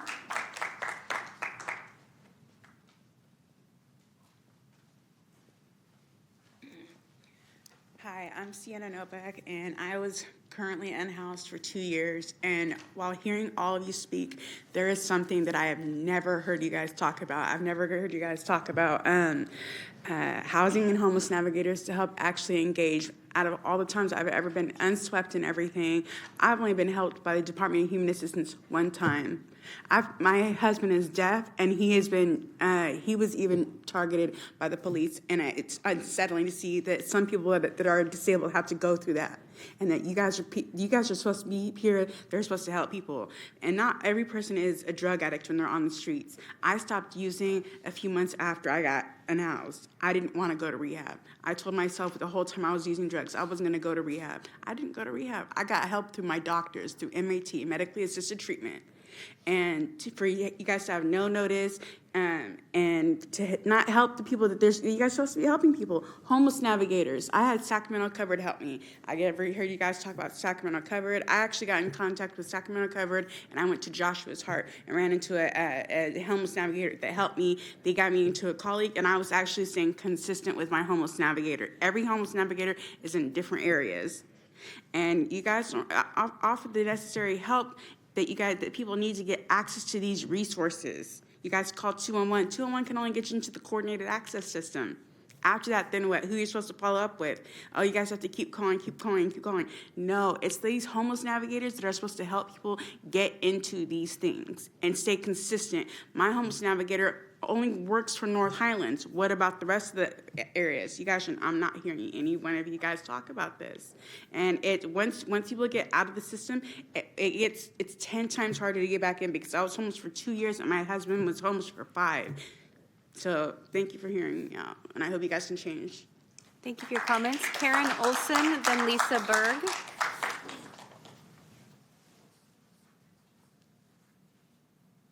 Good evening. I'm Karen Olson, and I live in District 7. I am here this evening as a volunteer with Sacramento ACT. I'm also a member of St. John's Lutheran Church. I volunteer with Midtown Heart at the respite that's held at St. John's. For 2 years, I've been helping at Midtown Heart that's held at St. John's nearly every Tuesday. My time and experience at respite helps inform my opposition to sweeps of homeless encampments. Each week, I see just how vulnerable our unhoused guests are, how fragile their existence is. Sweeps exacerbate this vulnerability. Sweeps force vulnerable people to lose secure communities.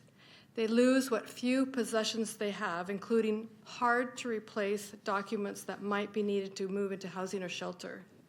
There are not enough shelter beds in Sacramento, so sweeps just move people around.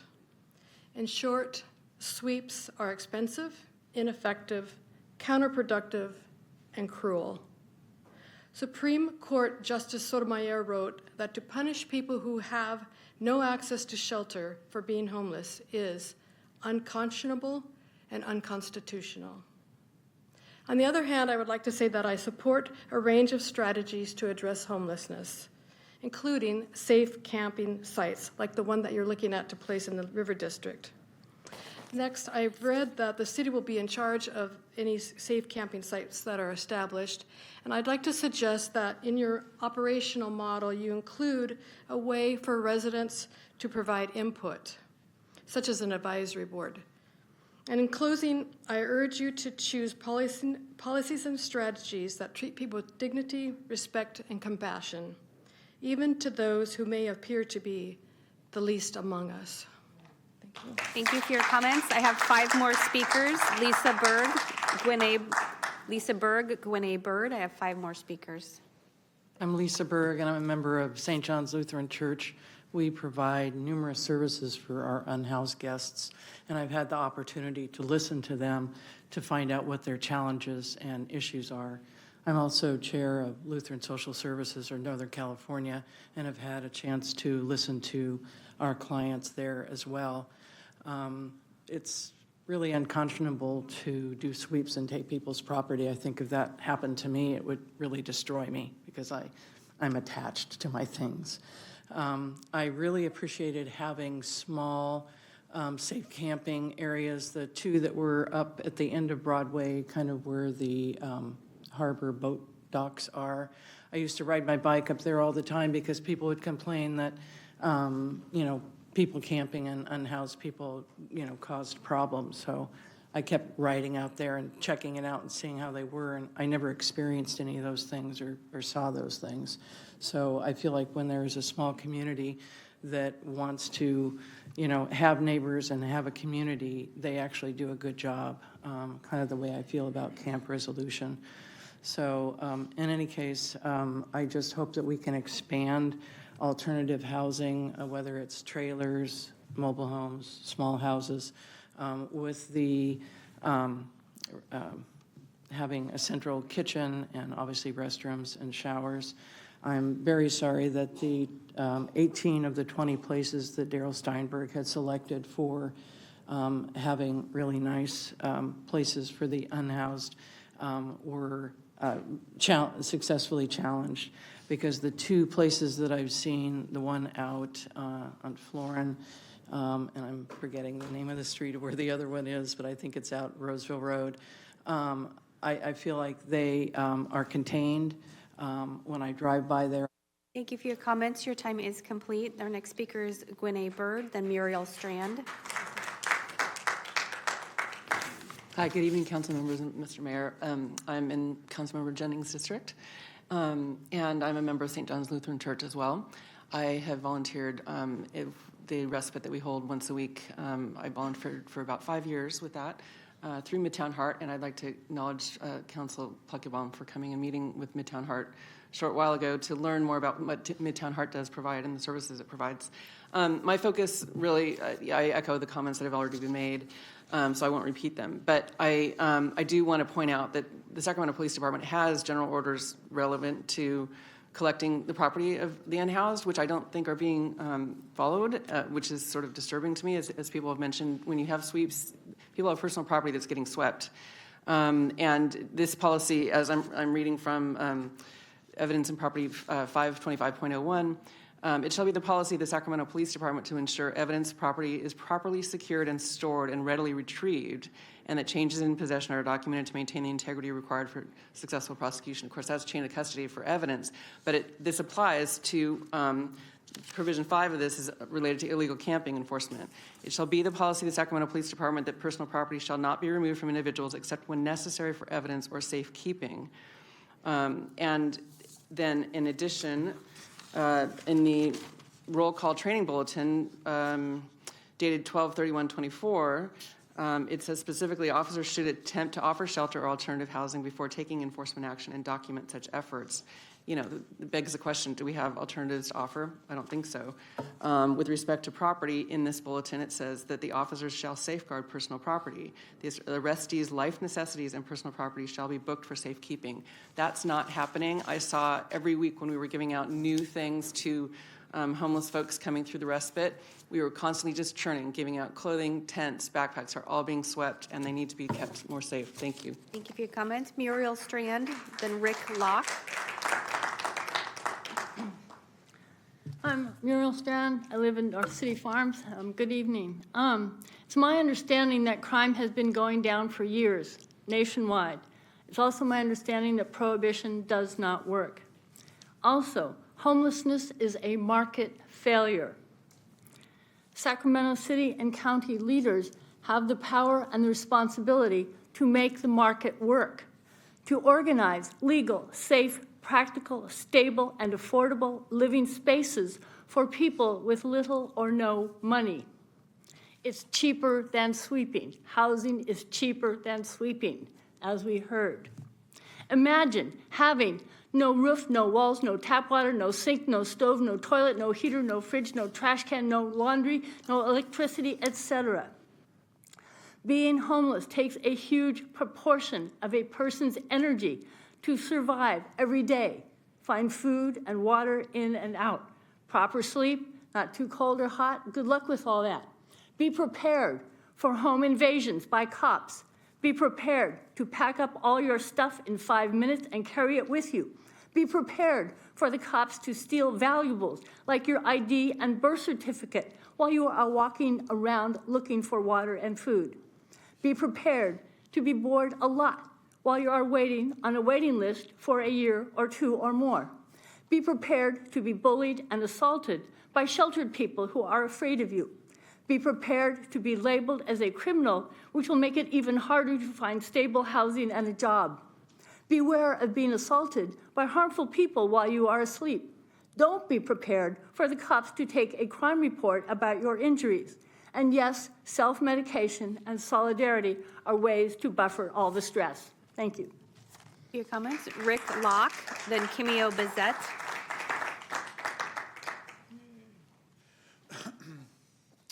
Well, thank you all for the hard work that you do. My name is Rick Locke. The amazing Rick is what most people know me as. Remember? We talked about that before. I live in District 1, Councilmember Kaplan's district. I formerly served on Santa Clara County's Mental Health Board, and I appreciate all the hard work that Mr. Pedro and his staff are doing to address some of the issues that are coming through our community.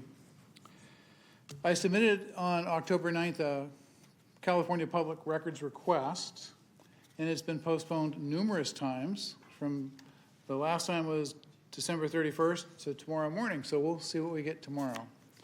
I'm wondering, when does the buck stop?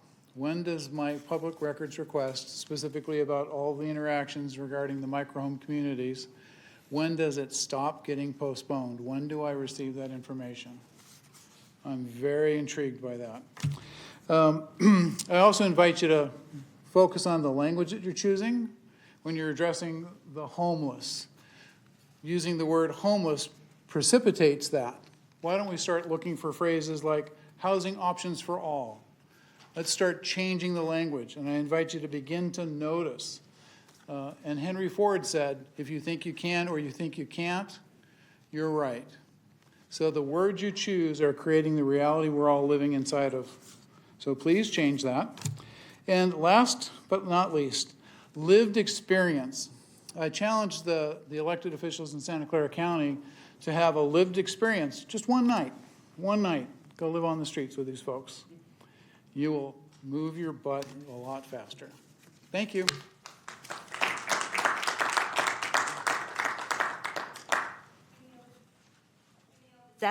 Kimio Bezet is our final speaker.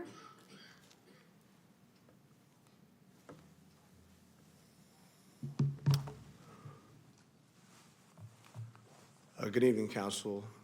My name is Kimio Bazet. I am a longtime business owner here in Sacramento, Midtown, downtown, proud resident of District 4, and a commercial real estate broker, certain commercial, in the Central City.